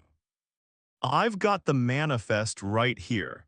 Aluminum cans, recycling plant to distribution center, nothing complicated." "A drive into the bay." Something in his tone made my skin crawl. But I was in their facility, behind their fence, and I'd seen his hand resting on the radio at his belt. You don't argue with dot officers. You comply, get cleared, and get back on the road. I climbed back into my cab and pulled forward into Bay 3. As the door rolled down behind me, the sound echoed wrong in the enclosed space, too loud, reverberating like it was bouncing off surfaces much farther away than the concrete walls I could see. The thin man walked around my trailer, inspecting it with a clipboard. "Adi making notes." He paused at the rear doors. "I'll open it," he said. I unlocked the doors and swung them wide. Aluminum cans, hundreds of compressed bales of them stacked floor to ceiling. Exactly what my manifest said. The thin man climbed inside, disappearing behind the stacks. I heard him moving around, heard the creak of metal, heard something else. A wet sound, organic like meat sliding against metal. He emerged 5 minutes later. His clipboard was covered in dark stains that hadn't been there before. "You need to unload," he said. "Unload? Why? What's wrong?" "You're overweight, dangerously overweight. We need to inspect each bale individually." "That'll take hours. I've got a delivery schedule." "Your delivery is canceled." He said it with complete certainty, like he'd already checked, like he already knew. "You're not leaving until we've inspected everything." 2 more men emerged from a door I hadn't noticed before. They wore the same ill-fitting dot uniforms. They were both too thin, both had that hollow look like they were partially empty inside. They began unloading my trailer with a mechanized efficiency that was wrong because they were moving the bales too easily, tossing around 150-pound compressed blocks of aluminum like they were pillows. I watched them unload for 20 minutes. They stacked the bales against the far wall of the bay. The stack grew taller than it should have been possible to stack loose bales. 15 feet, 20 feet, no strapping, no supports, just blocks of compressed cans balanced at angles that defied physics. When they'd removed about a third of my cargo, the thin man approached me again. "Your truck still weighs 247,000 pounds, he said. "That's impossible. You just took off at least 4 tons. Come see for yourself." He led me to a scale built into the bay floor. My truck sat squarely on it. The digital display showed 247,000 pounds exactly. Not 246,999, not 247,001. Exactly 247,000, like it was locked there, like it couldn't be anything else. "Your scale is wrong," I said, but my voice sounded uncertain even to me. Untouch your trailer. Oh, what it is? Untouch the side of your trailer, put your hand on it. As I reached out and pressed my palm against the aluminum side panel. It was cold. Not cold like metal exposed to night air, cold like a refrigerator, like a freezer, like something that shouldn't be room temperature. And I felt it, a pulse, a rhythmic vibration coming from inside the trailer like a heartbeat, like something breathing. What the fuck is in there? I pulled my hand back. I keep unloading, the thin man said to his workers. All of it. They worked faster. The stack of bales against the wall grew impossibly tall, 30 feet now, touching the ceiling, which I suddenly realized was much higher than it had appeared from outside. The bay was bigger on the inside, significantly bigger. The far wall had receded, or maybe the walls were moving, expanding, creating space that shouldn't exist. My truck still weighed 247,000 pounds. They emptied the trailer completely. Every single bale removed, stacked against walls that kept retreating, creating a cavern of compressed aluminum cans that went back and back and back into darkness that the fluorescent lights couldn't penetrate. My trailer sat empty on the scale. 247,000 pounds. All you need to get out of your truck, the thin man said. As I'm leaving right now, open that doors. Oh, you can't leave, you're contaminated. Contaminated with what? I'm hauling recyclables. You're hauling weight that doesn't correspond to mass. You're carrying something that adds pounds without adding volume. That's not aluminum cans, that's not cargo. That's violation of the fundamental laws of physics, and we don't let violations leave this facility. As I ran for my truck, the thin man didn't try to stop me, neither did his workers. They just watched as I climbed into my cab, turned the key, heard the engine roar to life. I put it in gear and aimed for the bay door. The truck didn't move. As I pressed the accelerator, engine revving, RPMs climbing, transmission engaged, but my wheels weren't turning. I watched them in my side mirror, stationary, not locked, not caught on anything, just still.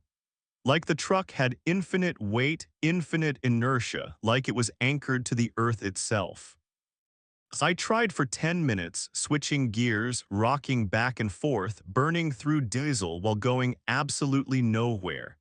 Finally, I shut off the engine and climbed back down. The thin man was standing next to a door in the side wall.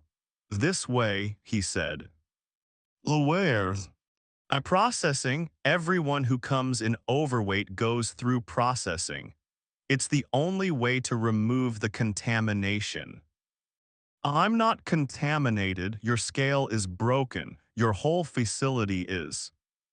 How long have you been a trucker, Marcus? The use of my name froze me. I hadn't told him my name. 8 years, I said automatically. How many way stations have you passed through in 8 years? I don't. I know hundreds. And how many times have you been flagged for overweight? Never, I always load Legos. Exactly, so why now? Why this time? What makes you special enough to trigger a malfunction in our equipment? He smiled. His teeth were too white, too perfect, like dentures carved from bleached bone. You're not special, you're just unlucky. You picked up something you shouldn't have. Something attached itself to your rig and now it's riding with you, adding weight that doesn't exist, creating mass from nothing. We see it sometimes, not often, but sometimes. Oh, that's insane. Is it? Then explain your weight. Explain why your empty trailer registers as heavier than your loaded trailer. Explain why you can't drive away. As I couldn't, I looked at my truck. My home for 8 years, my livelihood, my only major asset, sitting motionless on that scale, and I couldn't explain any of it. Processing takes 6 hours, the thin man said. You'll be clean afterward, you'll be able to drive away. Your weight will return to normal. Well, what happens in processing? Well, we remove what's attached to you. The hell? I'll come and see. I followed him through the door. The corridor beyond was too long, stretching away into distance that couldn't fit inside the building I'd seen from outside. Doors lined both sides, each one marked with a number and a weight: 247,000 pounds, 198,000 pounds, 512,000 pounds. Some of the numbers were impossibly high. The door marked 1,847,000 pounds had frost coating its edges. Well, we stopped at a door marked processing 247,000. This is yours, he said. Well, what if I refuse? Then you stay here. You sit in your truck in that bay, unable to move, unable to leave until you die of thirst or hunger or madness.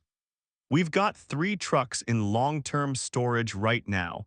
Drivers who refused processing. They've been here for years. All years. Oh, the longest has been here since 1987. He still sits in his cab sometimes, trying to start the engine. It never works. The weight never decreases. He should have gone through processing. The thin man opened the door. Inside was a small room with a medical examination table and what looked like an MRI machine, except the opening was too large, and there were too many mechanical arms surrounding it. Arms ending in tools I didn't recognize, clamps and probes and things that might have been surgical instruments or might have been something else entirely. "Well, lie down," he said. I didn't move. Every instinct screamed at me to run, to fight, to do anything except enter that room. But I thought about my truck, immobile. I thought about the driver from 1987 still trying to start his engine. I thought about 247,000 pounds of nothing pressing down on me, pinning me to this place. As I lay down on the tables, the thin man operated the controls. The machine hummed to life and those mechanical arms began to move, positioning themselves around my body. I felt scanning beams, warm lines tracing across my skin. A screen nearby lit up with an image of my body, except it wasn't just my body. There was something else in the image, something overlaid on my silhouette, something shaped like me but larger, denser, darker. It had its arms wrapped around me in an embrace that looked almost loving. There it is, the thin man said. Attached at the spine, medium infestation. You must have picked it up at a rest stop or fuel station somewhere between way stations. They wait in those places looking for carriers. Once they attach, they're almost impossible to remove without specialized equipment. Oh, what is it? We call them mass shadows. They're parasites that exist partially outside normal spacetime. They add weight to your vehicle by creating localized gravity distortions. They feed on movement, on travel, on the act of going from place to place. The more you drive, the heavier they get, the more they feed. Eventually, they get so heavy you can't move at all. You become a fixed point and they drain you completely. The mechanical arms moved closer. I tried to sit up, but restraints I hadn't noticed before locked around my wrists and ankles. Wait, I said. Wait, I don't.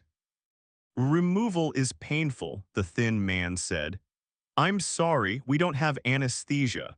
The mass shadows react badly to drugs. They absorb them, metabolize them, and use the chemical energy to grow larger. You'll have to stay conscious for this. The first arm descended. I felt it touch my spine, felt it penetrate somehow without breaking skin, felt it reach inside me into a space that shouldn't exist. The pain was immediate and absolute, like having my skeleton removed one vertebra at a time. I screamed. Hold still, the thin man said. If you struggle, it might tear. If it tears, pieces will remain attached. You don't want that. The machine pulled. I felt something separating from me, something that had been wound through my body so intimately I hadn't known it was there. It came out like a splinter the size of my spine, and with it came weight, not phi. The sickle weight, but the weight of every mile I'd driven in the last 3 weeks. Every truck stop, every load, every stretch of highway compressed into a single moment of extraction. When it ended, I lay gasping on the table, covered in sweat that wasn't sweat, oozing from pores that hadn't existed a moment ago, trying to close now, trying to seal the spaces where the mass shadow had been rooted. The thin man held up something for me to see, a shape like a human silhouette but made of folded space, darkness that bent light around it, edges that didn't properly connect to the surrounding air. It writhed in his grip, trying to reattach, but he carried it to a container marked disposal and dropped it inside. The container sealed with a hiss. Your truck weighs 47,000 pounds now, he said. Legal weight, you can leave. I drove out of Bay 3 20 minutes later. The door rolled up and I pulled forward slowly, carefully, feeling the difference. My truck was light now, responsive, normal. The gate opened. I accelerated toward I-5, toward Sacramento, toward my delivery. But I felt it as I drove. The lightness wasn't quite right. I was missing something.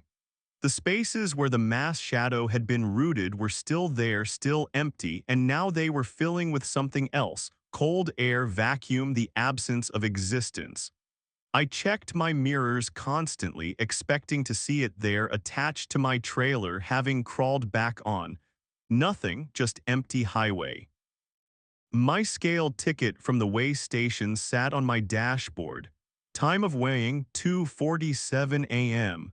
I checked the clock, 11:15 a.m. 8.5 hours had passed inside that facility. Processing was supposed to take 6 hours. I'd only been inside for what felt like 2 hours, maybe 3. Where did the other 5.5 hours go?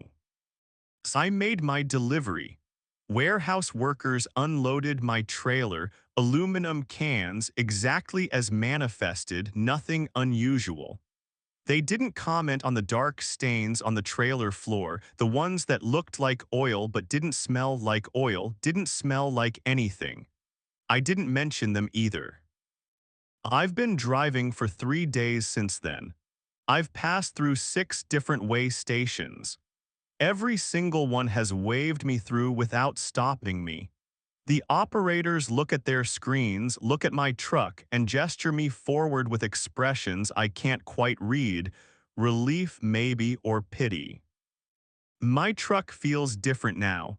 Lighter, too light.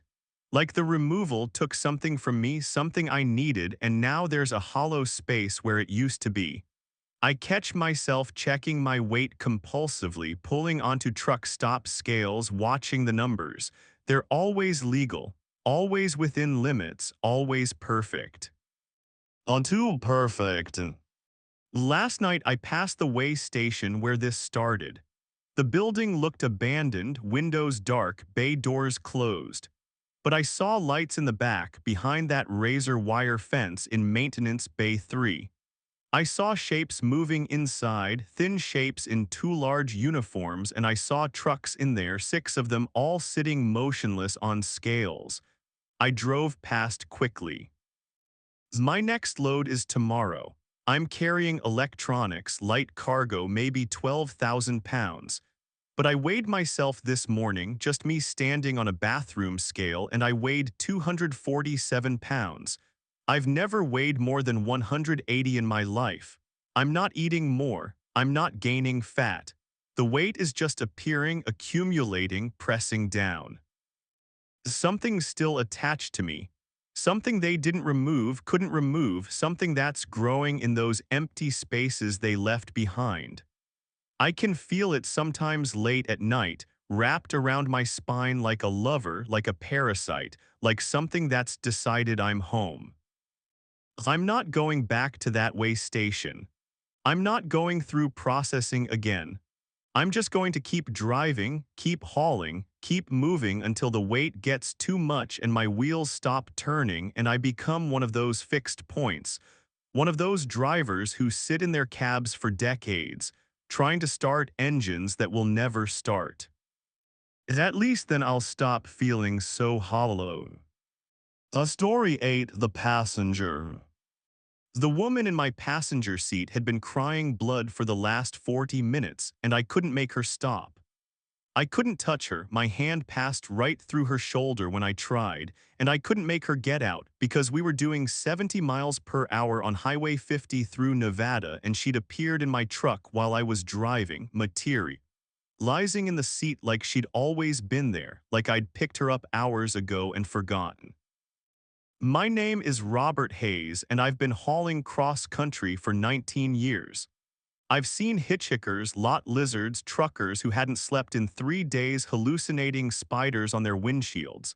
I've never seen anything like this. She wore a blue dress torn at the hem. Her hair was dark, matted with something that might have been blood or mud. Her hands were clasped in her lap, and she stared straight ahead through my windshield lip.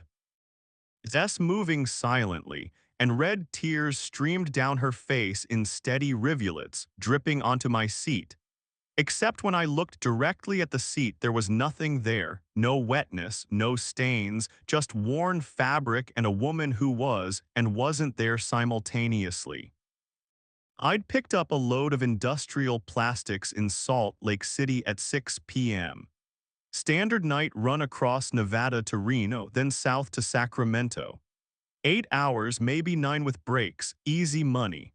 The highway was empty, just me and the dark and the white lines disappearing under my hood. I'd been driving for 3 hours, playing classic rock low on my stereo, drinking gas station coffee that tasted like aluminum when I glanced at my passenger seat and she was there. No sound, no indication. Just there, crying blood, moving her lips, not looking at me. As I nearly drove off the road, I jerked the wheel, caught it, heart hammering. Jesus fucking Christ, I said. How did you? She didn't react, just kept crying, kept mouthing words I couldn't hear. I pulled over onto the shoulder, flashers on. Cars were rare on Highway 50 at night, but a few passed me, their headlights briefly illuminating my cab. In those moments of light, she became more solid, more real, her features sharpening into clarity, maybe 30 years old, hollow cheeks, eyes that were too wide, too dark. In the darkness between headlights, she faded slightly, became translucent, a suggestion of a person rather than the person herself. Miss, I tried to keep my voice steady. Miss, I need you to tell me what's happening. How did you get in my truck? No response. Her lips kept moving. I leaned closer, trying to read them, trying to understand what she was saying. The shapes looked like help me over and over, or maybe find me, or maybe something else entirely. My lip-reading skills were non-existent. So I pulled out my phone, called 911. The operator answered immediately. 911, what's your emergency? I've got someone in my truck, a woman, she just appeared. She's injured, I think, she's bleeding. Where are you located, sir? Highway 50, eastbound, mile marker. I checked my GPS. Mile marker 92, just west of Ely. Is the woman conscious? Yes, but she's not responding to me. She's just sitting there crying. Can you send someone? I'm dispatching a unit now. Can you describe the woman? Blue dress, dark hair, maybe 30 years old. She's got blood on her face. Is she injured? Do you see any wounds? As I looked at her carefully, No visible injuries, just the blood coming from her eyes, impossible blood that left no trace. I don't know, the blood is coming from her eyes. On both eyes. Oh, yes. A pause, sir, has the woman spoken to you? I know. Has she moved? Oh, just her lips, she's mouthing something, I can't hear it. Another pause, longer this time. Sir, what's your name? Robert Hayes. Mr. Hayes, I need you to stay on the line. Keep the truck parked with your flashers on. Do not attempt to touch the woman. Do not let her touch you. A unit is en route, ETA 15 minutes. Something in the operator's tone scared me more than the woman in my seat. What's going on? Do you know something? Please stay on the line, Mr. Hayes. I stayed. The operator didn't speak. I could hear her breathing, hear keyboard clicks, hear other voices in the background of the dispatch center. The woman kept crying, blood pooling in the corners of her eyes and spilling over, running down her cheeks. I watched one drop fall from her chin, watched it descend toward the seat, and it vanished before it landed, winking out of existence like it had crossed some invisible threshold. 5 minutes passed. 10. The woman's mouthing became more frantic, lips moving faster, and now I could see her throat working, see her trying to make sound, but nothing emerged except silence and more blood. Mr. Hayes, the operator's voice finally. The unit is having difficulty locating you. Can you confirm your mile marker? 92. I'm right here, flashers on. I can see my position on GPS. As the unit reports no vehicles at mile marker 92. That's impossible. I'm sitting here. I'm looking at the mile marker sign right now. Oh, please flash your headlights, Mr. Hayes. As I flashed them, high beams off and on, off and on. I'm flashing them. Do they see me? No, sir, they don't see any lights. The woman turned her head. For the first time since appearing, she looked at me directly. Her eyes were completely black, not just the pupils, but the entire eye, sclera and iris turned to solid darkness, and blood poured from them in steady streams, and she opened her mouth. Sound came out. Not words, sound, a low-frequency hum that I felt in my bones before I heard it, vibration that made my teeth ache and my vision blur. The inside of my truck began to change, metal panels rippling like water, dashboard displays showing impossible readouts, my GPS screen fragmenting into 12 different positions, all showing different coordinates, none of them correct. Mr. Hayes, are you there? I tried to answer. My mouth wouldn't work. The sound from the woman was paralyzing me, freezing my muscles, turning my body into a statue that could only watch as reality bent around her. She raised her hand slowly and pointed past me, out my driver's side window. I looked. There was another highway running parallel to Highway 50. Not a road I'd somehow missed. A highway, full lanes with painted lines, identical to the one I was parked on, running about 50 feet away, and on that parallel highway was my truck. Same model, same color, same load, same position, parked on the shoulder with flashers on. I could see myself in the driver's seat holding a phone, talking to someone. I could see the passenger seat beside me. It was empty. Mr. Hayes, emergency services can't locate you. We're going to keep trying. Stay on the line. So I looked back at the woman.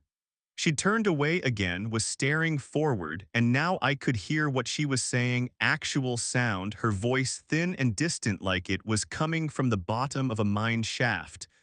You're on the wrong road. You're on the wrong road. You're on the wrong road. As I dropped the phone, I grabbed the wheel with both hands, feeling it solid and real beneath my palms. I started the engine. The woman didn't react. I pulled back onto the highway, my highway, the one that felt increasingly wrong, increasingly different from the parallel highway where my other truck sat. I drove, the mile markers counted backward, 91, 90, 89. I was heading east, but the numbers were decreasing, heading west. The parallel highway kept pace with me, and I could see my other truck pulling back onto it, heading east properly, mile markers increasing. We drove side by side, me and myself, same speed, same direction, on highways that were diverging in ways that had nothing to do with physical space. "You're on the wrong road," the woman said. Her voice was clearer now, stronger. "You turned wrong, you chose wrong. 6 hours ago, at the intersection, you turned wrong." "Well, what intersection? There's been no intersection. Highway 50 doesn't have." "Every moment is an intersection. Every choice is a turn. 6 hours ago, you chose left when you should have chosen right. Now you're here, now you're with me, now you're going where I went." The parallel highway was pulling away, the distance increasing. 70 feet. 100. My other truck was disappearing into distance that didn't make geometric sense. I could still see it, could still see myself driving, but it was receding into a version of the world I could no longer reach. "Where are we going?" My voice shook. "To the end of the wrong road, where everyone who turns wrong eventually arrives. You'll see. Everyone sees eventually." The landscape outside was changing. The Nevada desert was transforming, sand and scrub brush being replaced by something else, something that didn't quite match any terrain I'd ever seen. The sand was too white, almost like snow, but when my headlights hit it, it reflected wrong, throwing back colors that shouldn't exist, purples and greens that hurt to look at. The hills on the horizon were too tall and too smooth, like they'd been sculpted rather than eroded. Mile marker 72, still counting backward. The woman's bleeding had stopped, but now she was crying something else. Not blood, but something clear and viscous that looked like saliva or cerebrospinal fluid. It dripped faster, pooling in her lap, and this time it didn't vanish. It soaked into her dress, darkening the fabric, and the dress began to rot, fibers breaking down, holes appearing, and beneath the dress I could see her skin doing the same thing, deteriorating, flesh becoming translucent. And beneath the flesh I could see bones, and the bones were wrong, configured in ways that didn't match human anatomy, extra joints, additional vertebrae, a rib cage that spiraled. "Oh, what are you?" I whispered. "What you'll become," she said, "if you stay on this road long enough. Everyone who turns wrong becomes like me eventually. Bones that remember different gravity. Flesh that dissolves in the light of wrong suns. We're passengers, all of us, riding with drivers who don't know they're lost." Mile marker 53. The parallel highway was gone. I was alone on this wrong road, driving through a desert that was becoming less and less like Earth with every passing mile. The white sand was moving now, flowing like water, and shapes rose from it, structures, maybe, or creatures. Things with too many angles and surfaces that reflected my headlights in directions light shouldn't go. "Can I get back?" I asked. "Can I return to the right road?" She turned to look at me again. Her face was almost gone now, just a skull wrapped in translucent skin, eyes sunken into black sockets, jaw hanging loose. "No one returns. The wrong road only goes one direction, forward into wrongness until you arrive." "Arrive where?" "Oh, you'll see where. I'm almost there." Mile marker 0. The highway ended, not at an intersection or off-ramp, just ended, asphalt transforming into that white flowing sand, and ahead I could see something massive, something that rose from the desert like a cathedral or a mountain or something between. Something built from materials that weren't quite stone and weren't quite metal. something that pulsed with bioluminescent light in patterns that made my eyes water. I slowed down, my truck rolled onto the sand. The wheels sank slightly but found purchase. I kept going because there was nowhere else to go, no way to turn around, just forward toward that impossible structure. The woman was gone. I glanced at my passenger seat, empty, no blood, no fluid, no evidence she'd ever been there. But I could hear her voice coming from outside my truck now, coming from the structure ahead, multiplied 1,000 times, 10,000 times, voices layering over voices. You're on the wrong road. You're on the wrong road. You're on the wrong road. I parked, I shut off my engine. The silence was absolute, broken only by those voices, those countless voices calling from the structure. I opened my door and climbed down onto the white sand. It was warm beneath my boots, warmer than Nevada sand in November should be, and it pulsed with the same rhythm as the structure, a heartbeat I could feel through my soles. The structure's entrance was open, an archway that led into darkness. I walked toward it. I knew I shouldn't. I knew I should run, should try to find my way back, should do anything except approach that building that shouldn't exist. But I walked anyway, drawn forward, because the wrong road only goes one direction and I'd been on it for 6 hours without knowing, making turns I didn't realize were turns, choosing lefts when I should have chosen rights, and now I was here and there was no other option.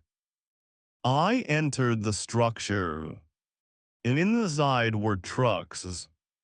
Hundreds of them, maybe thousands, parked in perfect rows extending into impossible distance. And in each truck sat a driver, and beside each driver sat a passenger, and all the passengers were like the woman, deteriorating, bleeding wrong fluids, crying and mouthing words. And all the drivers had their hands on their wheels even though the trucks were parked motionless. And all the drivers were staring forward through windshields that showed highways that weren't there. Wrong roads that existed only in the space between their eyes and the glass. I found my truck among them. It was parked in row 847, space 23. I climbed into the cab. The woman was sitting in my passenger seat again, fully reformed, flesh solid, dress intact, blood fresh on her cheeks. She smiled at me. "Oh, now we wait," she said. For what? For you to become like me, for another driver to turn wrong and find their way here. Then you'll sit with them in their passenger seat, crying blood, trying to tell them they're on the wrong road, knowing they won't understand until it's too late. That's what we do here. That's what we are. Warnings that no one heeds. I looked around at the thousands of trucks, thousands of drivers, thousands of passengers.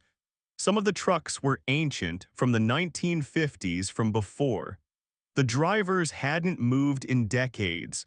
Their passengers sat beside them, patient, waiting. "How long?" I asked. "Until someone new arrives. Could be hours, could be years. Time works differently here, you'll see."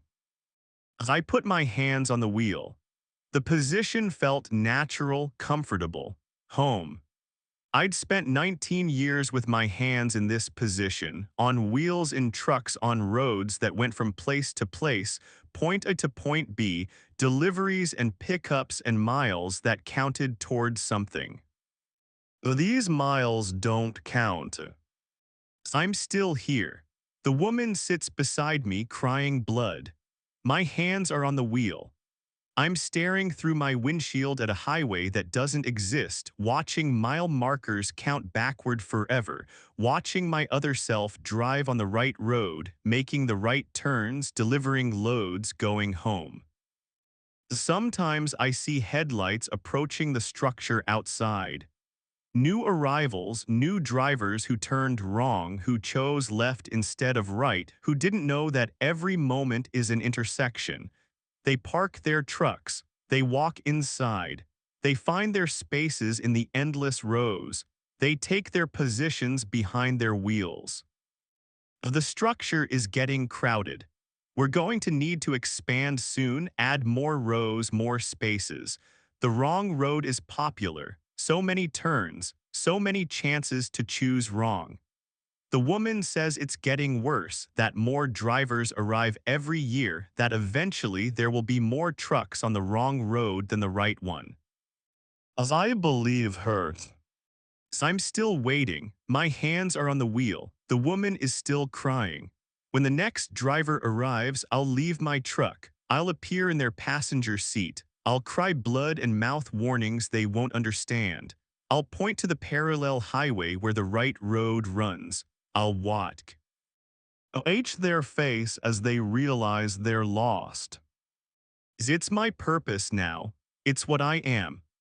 A passenger on the wrong road trying to warn drivers who can't be warned, because the only way to understand you've turned wrong is to arrive at the destination, and by then it's far too late to turn back. My truck is still loaded with industrial plastics, 40,000 pounds of cargo, destination, Sacramento, delivery deadline 6 hours from when I left Salt Lake City. I missed it. I missed it by years, maybe, or decades. Time doesn't work. The clock on my dashboard is stuck at 9:47 p.m. It will always be 9:47 p.m. It will always be 6 hours after I left. It will always be the moment I turned wrong. As at least the woman is company, at least I'm not alone. She's started mouthing new words. I can almost understand them. She's saying thank you over and over. Thank you for joining her. Thank you for making her wait shorter. Thank you for taking the wrong road so she could finally leave my passenger seat and climb into someone else's. I hope whoever gets me isn't as scared as I am. I hope they understand faster than I did. As I hope they don't mind the bloods. Story 9, the broadcast. My CB radio started speaking in my dead brother's voice at 4:17 a.m. on Route 287 through Wyoming, and it was giving me directions to a location that didn't appear on any map. I'd been hauling machine parts from Denver to Billings, 9 hours of empty highway through terrain that looked like the moon, when static erupted from the speaker and resolved into words. Bobby, Bobby, can you hear me? Take exit 47. You need to take exit 47. My brother's name was Tommy. He died in a jackknifed semi on I-25 3 years ago, burned alive in his cab while I was 200 miles away hauling furniture to Phoenix. I identified his body by his wedding ring because there wasn't enough of his face left to recognize. Now his voice was coming from my CB radio, clear as if he were sitting next to me, using the nickname he'd called me since we were kids. I'm Robert Bobby Hayes, not the same Robert Hayes from another story. Different person, similar name, similar profession. I've been trucking for 15 years, following in Tommy's footsteps because he was my older brother and I worshipped him and couldn't imagine doing anything else with my life. As after he died, I kept driving because stopping meant thinking about him, and thinking about him meant remembering the screaming I heard over his CB during those final minutes. The way he'd called for me, called my name while he burned. Oh, Bobby, exit 47, you're going to miss it. I looked at my GPS. Route 287 had no exit 47 in this stretch. The nearest exit was 52, 12 miles ahead. I checked my CB channel 19 normal trucker chatter channel, but the only voice was Tommy's. This isn't real, I said aloud. This isn't fucking real. Exit 47 is in 3 miles, take it. I need you to take it. Oh, Tommy's dead. Tommy's been dead for 3 years. I know I'm dead, Bobby. That's why I need you to take exit 47. I need help. We all need help.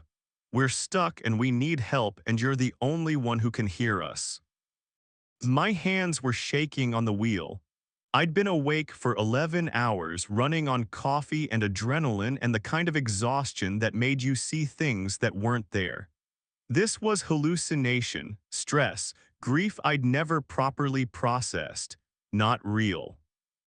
Exit 47 appeared ahead, a standard highway exit with a green sign marked Exit 47 No Services.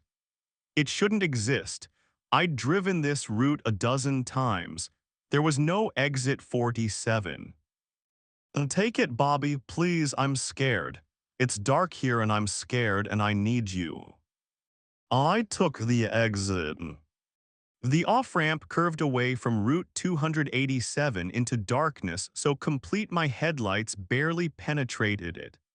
No streetlights, no building lights, no stars overhead, just black pressing against my windshield like physical substance. The road surface was cracked asphalt, weeds growing through gaps like it hadn't been maintained in decades. A sign at the bottom of the ramp read WAYSTATON 3 MILES. Keep going straight, Tommy's voice said. You're doing good, Bobby, just keep going. Where am I going, Tommy? What is this place? You'll see, we're all here. Everyone who died on the road, everyone who didn't make it home.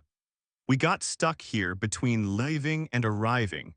We've been trying to call for years, but nobody hears us except other drivers, and only on CB radios, only at night, only when they're alone. The road stretched through nothing. My headlights showed pavement and darkness and nothing else. No trees, no rocks, no fence posts, just flat black emptiness on both sides like I was driving through a void. My GPS showed no location, no coordinates, just a blue dot floating in gray space. How many of you are there? I asked. Thousands, more arriving all the time. Every trucker who dies in their rig, every accident, every jackknife, every brake failure, every heart attack behind the wheel. We end up here. I can't leave, we're stuck in transit, permanently between where we were and where we were going. That's not possible, that's not how death works. How would you know you're not dead? We didn't know either until we got here. A structure appeared ahead, emerging from darkness like something rising from deep water. It was a truck stop, old style, probably 1970s, with a small diner and a fuel station and parking for maybe 20 rigs.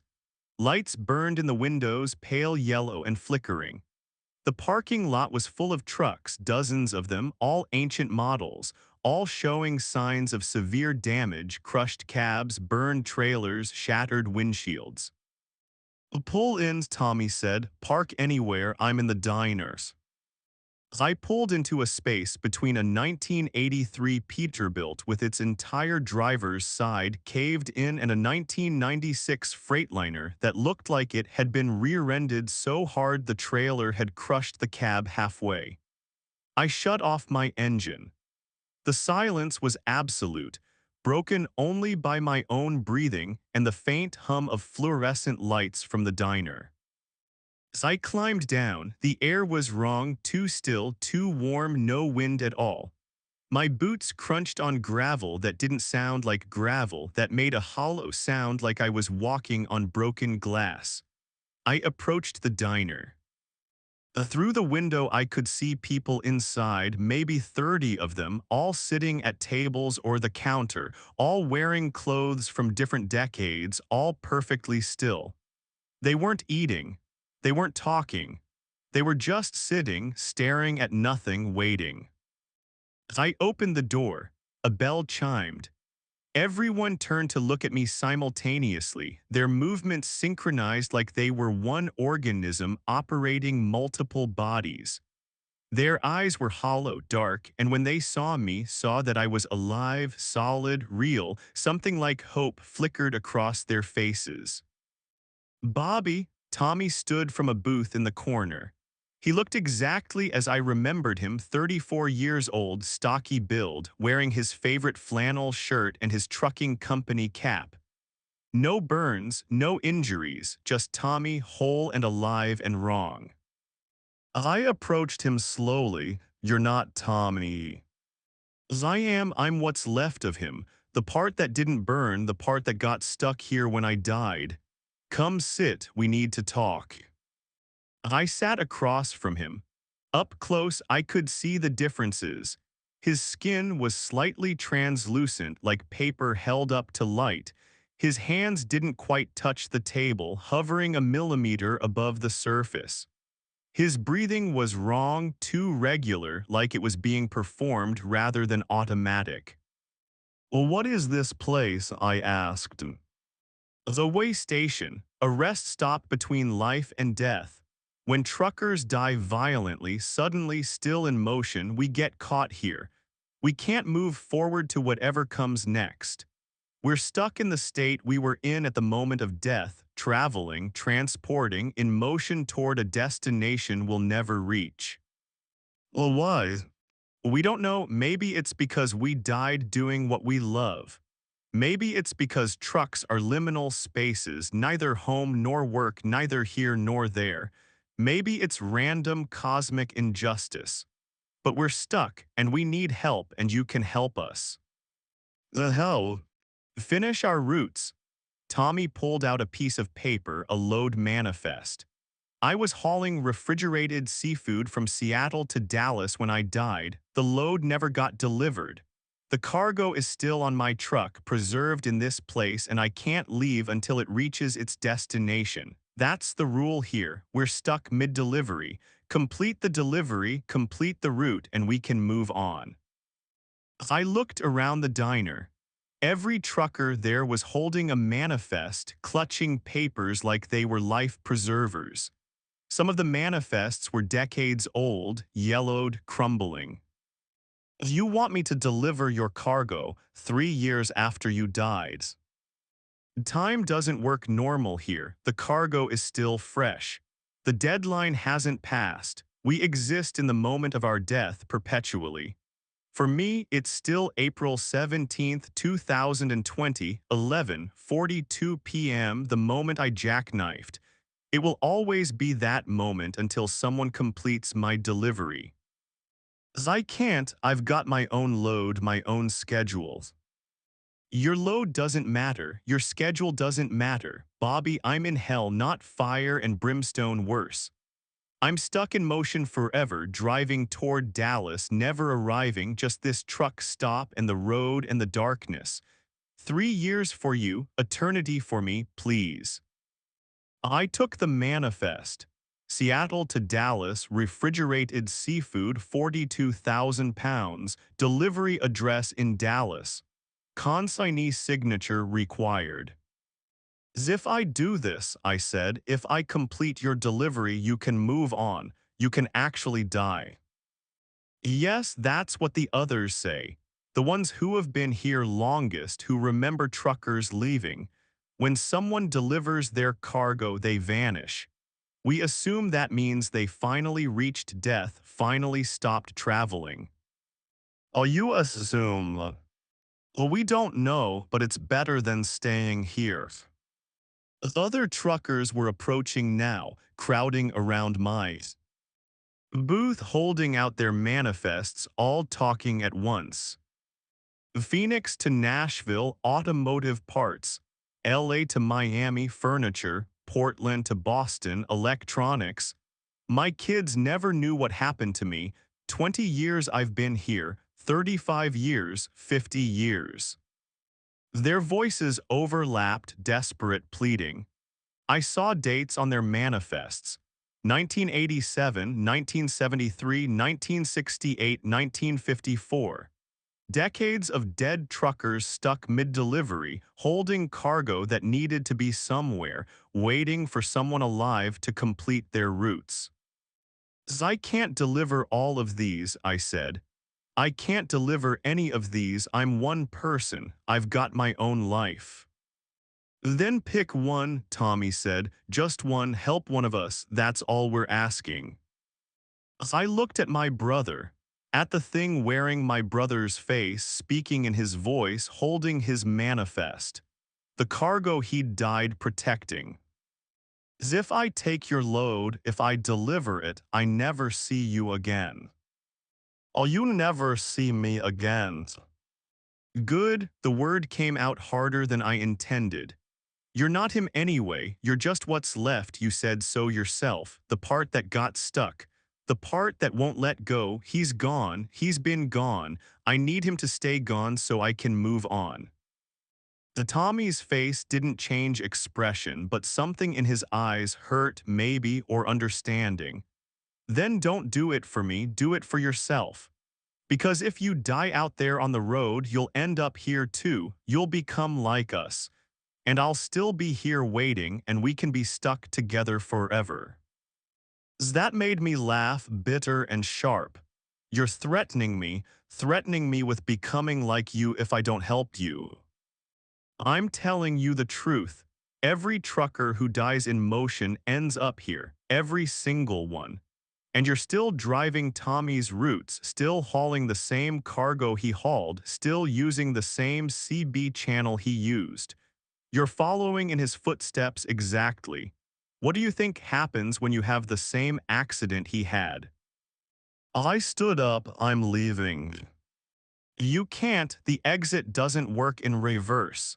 You can leave the way station, but you can't go back to Route 287. The only way out is forward through the delivery through completion. That's the rule. Then I'll find another way. So I walked out of the diner.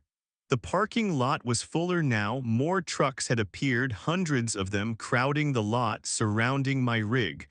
All damaged, all ancient, all empty except for cargo that would never be delivered. I pushed through them, climbed into my cab. My CB radio was going insane.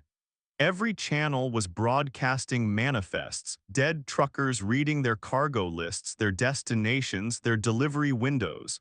I switched it off. The voices continued, coming from the speaker even though it had no power, Phoenix to Nashville and LA to Miami, and help me please help me, I've been here 40 years, overlapping into a cacophony of desperation. I started my engine and drove. The road leading away from the way station stretched through darkness, but I followed it anyway because I had to believe there was an exit, had to believe I could escape this place. Miles passed. The road never changed. No signs, no landmarks, no indication I was going anywhere. My fuel gauge was dropping. That was real. I'd burned a quarter tank since taking exit 47. I had maybe 200 miles of range left. Then I'd be stranded here, stuck like all the others, waiting for someone to help me complete my delivery. As the way station appeared ahead, I'd driven in a circle. I parked and went back into the diner. Tommy was still sitting in his booth. "Welcome back," he said. How do I leave?" I told you, complete a delivery, pick a manifest. Attach the trailer to your rig, drive out of here and finish the route. When the cargo is delivered, when the consignee signs the paperwork, you'll find yourself back on Route 287 like nothing happened. And if I refuse? You run out of fuel, you wait. Eventually you'll die here, dehydration, starvation, something. And then you'll be like us, stuck mid-delivery, waiting for someone to help you. I sat down across from him. "Show me your trailer." We walked to his truck, the burned-out wreck I'd seen when I arrived. Tommy opened the rear doors. Inside was a refrigerated trailer, pristine and cold, filled with pallets of frozen seafood perfectly preserved. The manifest was clipped to the inside of the door, destination Dallas, delivery address, consignee name. As if I hook this up to my tractor, if I deliver this cargo, you're gone, you move on. Oh yes. And I go back to my life, my route, my delivery to Billings. Yes, your time and our time don't align. When you return, it'll be moments after you took exit 47. No time will have passed. As I looked at the seafood, 42,000 pounds of frozen product that had been dead for 3 years but looked fresh because time had stopped here. I thought about Tommy, about how he'd called my name while he burned, about how I'd driven straight through to his accident site and arrived 6 hours too late. I thought about the thousands of truckers stuck here, holding manifests waiting. Okay, I said, I'll do it. As I hooked Tommy's trailer to my tractor. The connection was solid, real, despite the trailer's apparent age and damage. I pulled out of the way station, following the only road, and this time it didn't loop back. It led forward through the darkness, and after miles of nothing, light appeared ahead, normal light, stars, the glow of a distant town. As I emerged onto I-35 northbound, approaching Dallas, as if I'd been driving this route all along. My GPS showed my location as normal. My CB radio was silent. Tommy's trailer was attached, cargo intact, delivery deadline tomorrow morning. I delivered the seafood. The warehouse in Dallas accepted it without question, even though the truck was wrong. The manifest was 3 years old and I wasn't the driver they'd been expecting. They signed the paperwork. I watched my signature go onto the line marked "Delivered by." Tommy's trailer vanished. One moment it was attached to my tractor, the next it was gone, and I was hauling my original load again, machine parts from Denver to Billings. My GPS showed I was in Dallas, 200 miles off course, but the timestamp showed 4:23 a.m., 6 minutes after I'd taken exit 47 in Wyoming. I drove back to Route 287. I found exit 47. It was there, visible, real. I took it. The way station was empty now, no trucks, no diner, just a closed-down rest area that looked like it had been abandoned for decades. A historical marker by the entrance read, WAYSTATION Rest Area, closed 1982, memorial to truckers who died in service. But I could hear them. Through my CB radio, even though it was turned off, even though I'd ripped out the wiring. I could hear voices, hundreds of them, thousands, reading manifests, calling for help, begging for delivery. I've completed 17 deliveries since then. 17 routes for 17 dead truckers. Each time I take exit 47, the way station is full again, more truckers appearing, more manifests being offered. I complete one delivery, 10 more truckers die somewhere and end up stuck mid-route. I can't stop. If I stop helping them, I hear their voices constantly, manifests read over and over, destinations repeated like mantras. Seattle to Dallas, Phoenix to Nashville, LA to Miami. On and on, an endless litany of cargo that needs delivering, truckers who need release. Tommy is gone. I completed his delivery and I never saw him again. But new truckers arrive daily. The way station is always full. The manifests are piling up. I'm not running my own routes anymore. I'm running theirs. My company fired me for missing deliveries. My wife left me because I couldn't explain where I was, why I kept disappearing for days to complete routes that didn't appear on any schedule. My CDL is suspended for logbook violations, but I still drive because the dead need their deliveries completed. Last week I saw my own truck in the way station parking lot. Same model, same color, same company livery. It was damaged, front end crushed, windshield shattered, driver's side door torn off. I looked inside. Empty, no body, no driver. But there was a manifest on the seat. Machine parts, Denver to Billings. The route I'd been running when I first took exit 47. The delivery I never completed because I got stuck helping the dead. I'm still alive. I think I'm still alive. But my truck is in the way station, waiting for someone to complete my delivery. And I hear my own voice sometimes on the CB radio, calling for help, reading my manifest, begging for someone to finish my route. So I don't know if I died on exit 47 3 months ago and I'm just now realizing it. I don't know if I'm stuck like Tommy was stuck. Like all of them are stuck mid-delivery between living and dying, hauling cargo for an eternity. I only know that I can't stop driving. The manifests keep coming. The voices keep calling.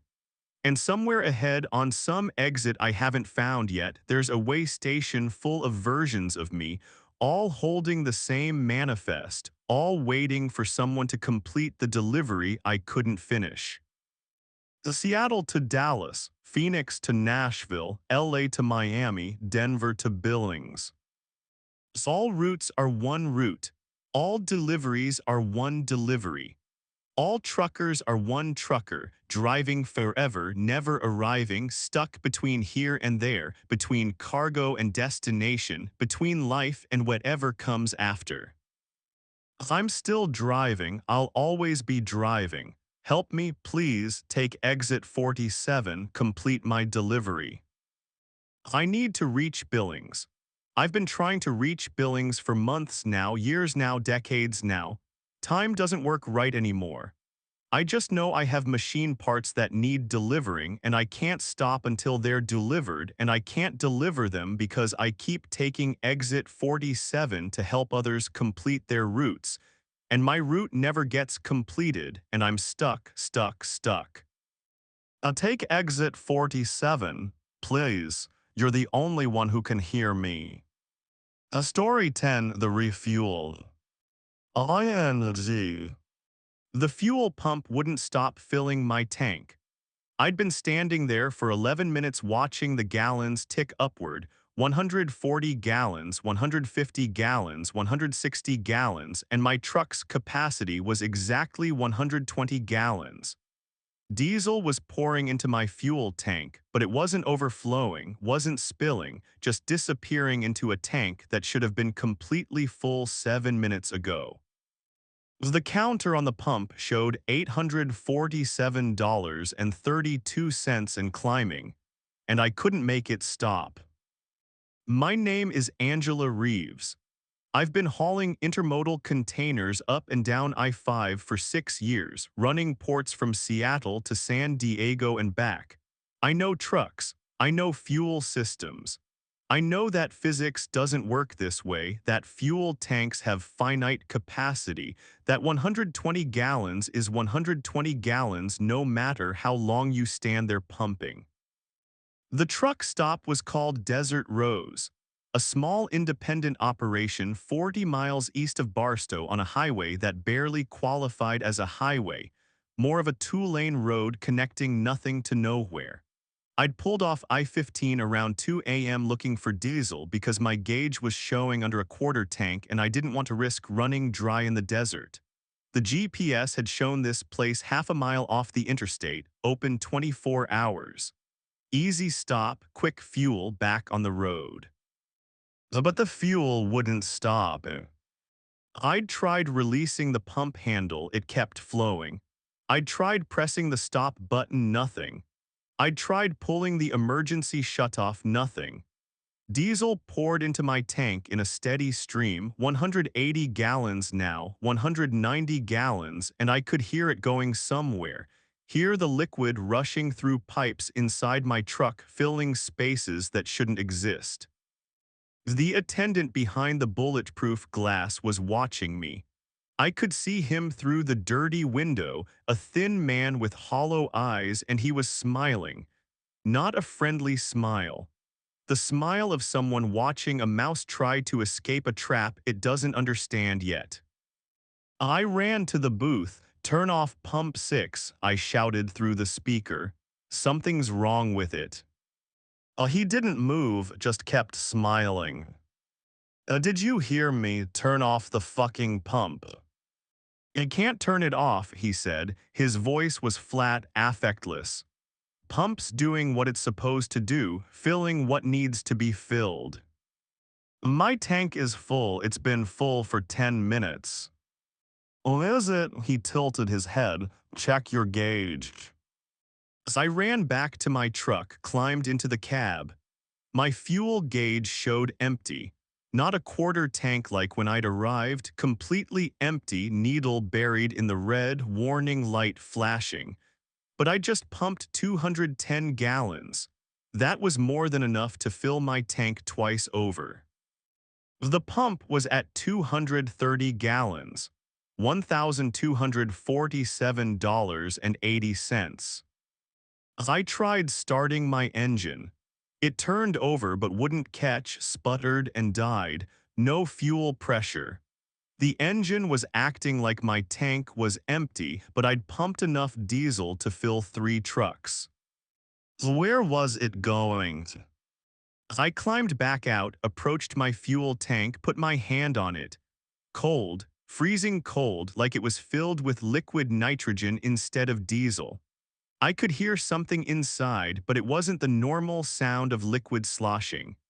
It was flowing water, rushing water, like a stream or a river, like my fuel tank had become a conduit to somewhere else.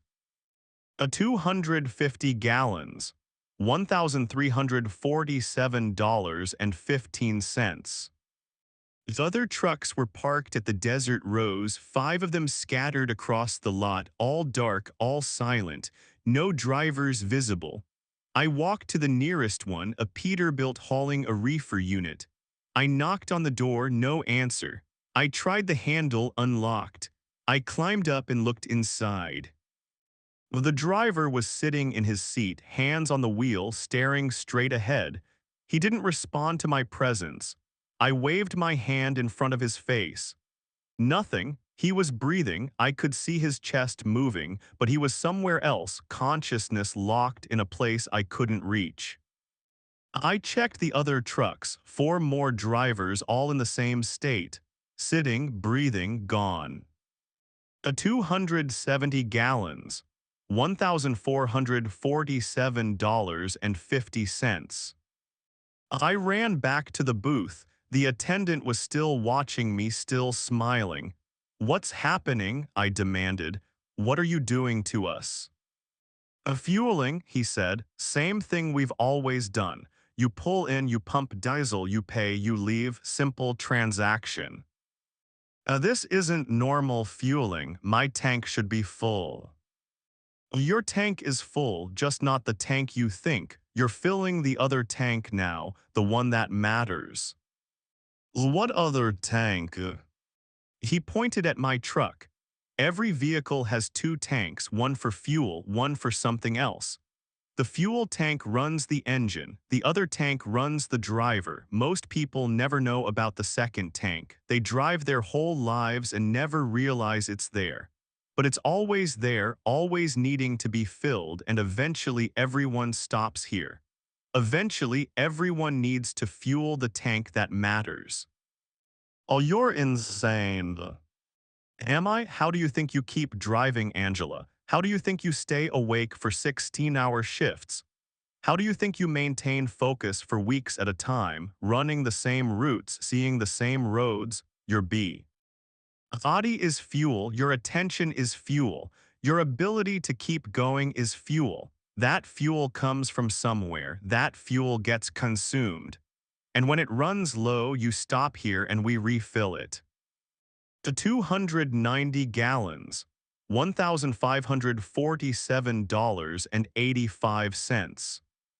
"I don't understand." "You don't need to understand. You just need to wait until the pump stops. Then you'll leave and you'll keep driving and you won't remember this place. None of them do." He gestured at the other trucks. "They've all been here before, multiple times. They stop, they fuel, they forget. The cycle continues." "Oh, what are you taking from me?" "Nothing you need, nothing you'll miss. Just time, just years, just the parts of yourself you don't use while driving." We convert it to fuel, literal fuel, diesel that runs your engine and you keep going, fair trade. 310 gallons, $1,647.20. I felt it then, something draining from me, something essential, not physical. I wasn't getting thinner or weaker. But something was leaving me, being pulled out through my connection to the truck, through my hands that had touched the fuel tank, through my presence in this place. Memories, maybe, experiences, the parts of my life that weren't about driving, my daughter's third birthday party, my father's funeral, the vacation I'd taken to Hawaii 5 years ago. As each memory examined, evaluated, compressed into liquid fuel, pumped into my tank. I tried to run, my legs wouldn't work. I was connected to this place now, anchored by invisible threads, by the pump still flowing, by the transaction not yet complete. 330 gallons, $1,747.55. More memories draining away. My wedding day, my divorce, the night I decided to become a trucker, college classes I'd barely attended, jobs I'd worked before this one. All of it converting, transforming, becoming diesel fuel that would power my truck for the next 1,000 miles. 350 gallons, $1,847.90. I was forgetting my daughter's name. I knew I had a daughter, the knowledge remained, but her name was gone, extracted, used up. I'd see her again, wouldn't recognize her, would know she was important but not why. The other drivers in their trucks were the same. Hollowed out, refueled, empty of everything except the ability to drive. That's all that mattered. That's all that needed to remain. Everything else was surplus, convertible, expendable. 370 gallons, $1,948.25. How long? I asked the attendant. How long have I been coming here?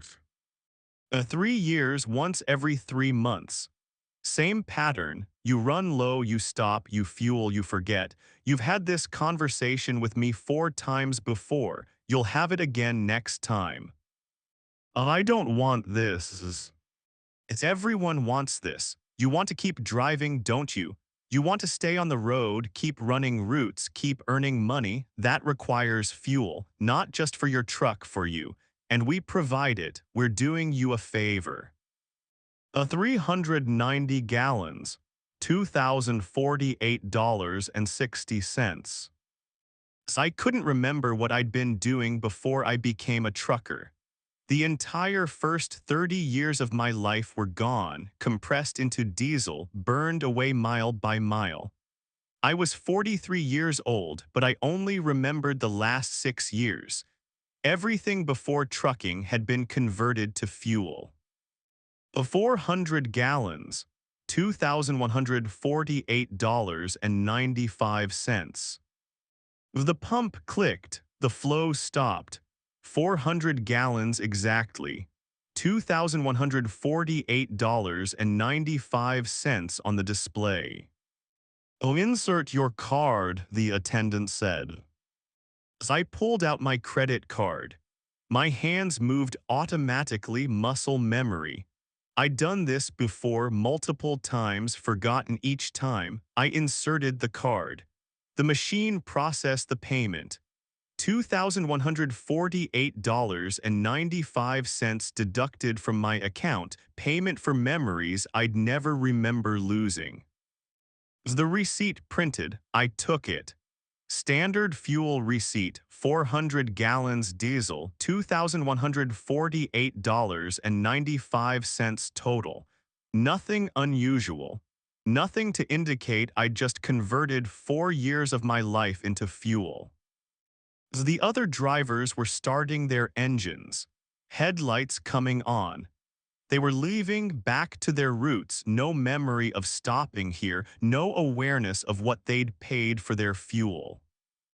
I climbed into my truck, started the engine. It roared to life immediately.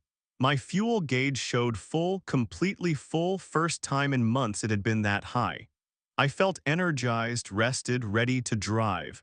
Whatever they'd taken from me, whatever they'd converted, it had worked. I could keep going. I could drive for days without stopping, without sleeping, without needing anything except more miles. I pulled out of the desert rows, turned back toward I-15.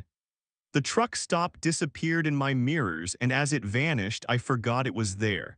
Forgot I'd stopped. Forgot the attendant, the other drivers, the pump that wouldn't stop. My memory showed a smooth drive from Seattle, no stops, no detours, just highway and cargo and destination. But I found the receipt in my pocket later, $2,148.95 for 400 gallons. That was impossible. My tank only held 120 gallons. I'd never purchased that much fuel in a single stop. The receipt must be wrong, must be from multiple stops somehow stuck together. I threw it away and kept driving. 3 months later, my fuel gauge was running low and I saw a sign for a truck stop 40 miles east of Barstow. Desert Rose, open 24 hours. I'd never heard of it, but I needed fuel. I took the exit. The attendant was thin, hollow-eyed, smiling. The pump was number 6. I inserted my credit card, lifted the handle, began filling my tank. 120 gallons should have been enough, but the pump kept flowing. 130 gallons, 140 gallons, 150 gallons, and I stood there watching, feeling memories drain away, feeling myself hollow out, feeling my life compress into diesel fuel. The attendant watched from behind his bulletproof glass. "Welcome back," he said through the speaker. "Have I been here before?" I asked. "Multiple times. You always ask that question. The answer is yes. You'll be back again in 3 months. You'll ask again. The cycle continues." Why can't I remember? Because memory is fuel. Experience is fuel. Everything that makes you who you are is fuel, and we're refueling you. Fair trade, you get to keep driving. We get what you don't need.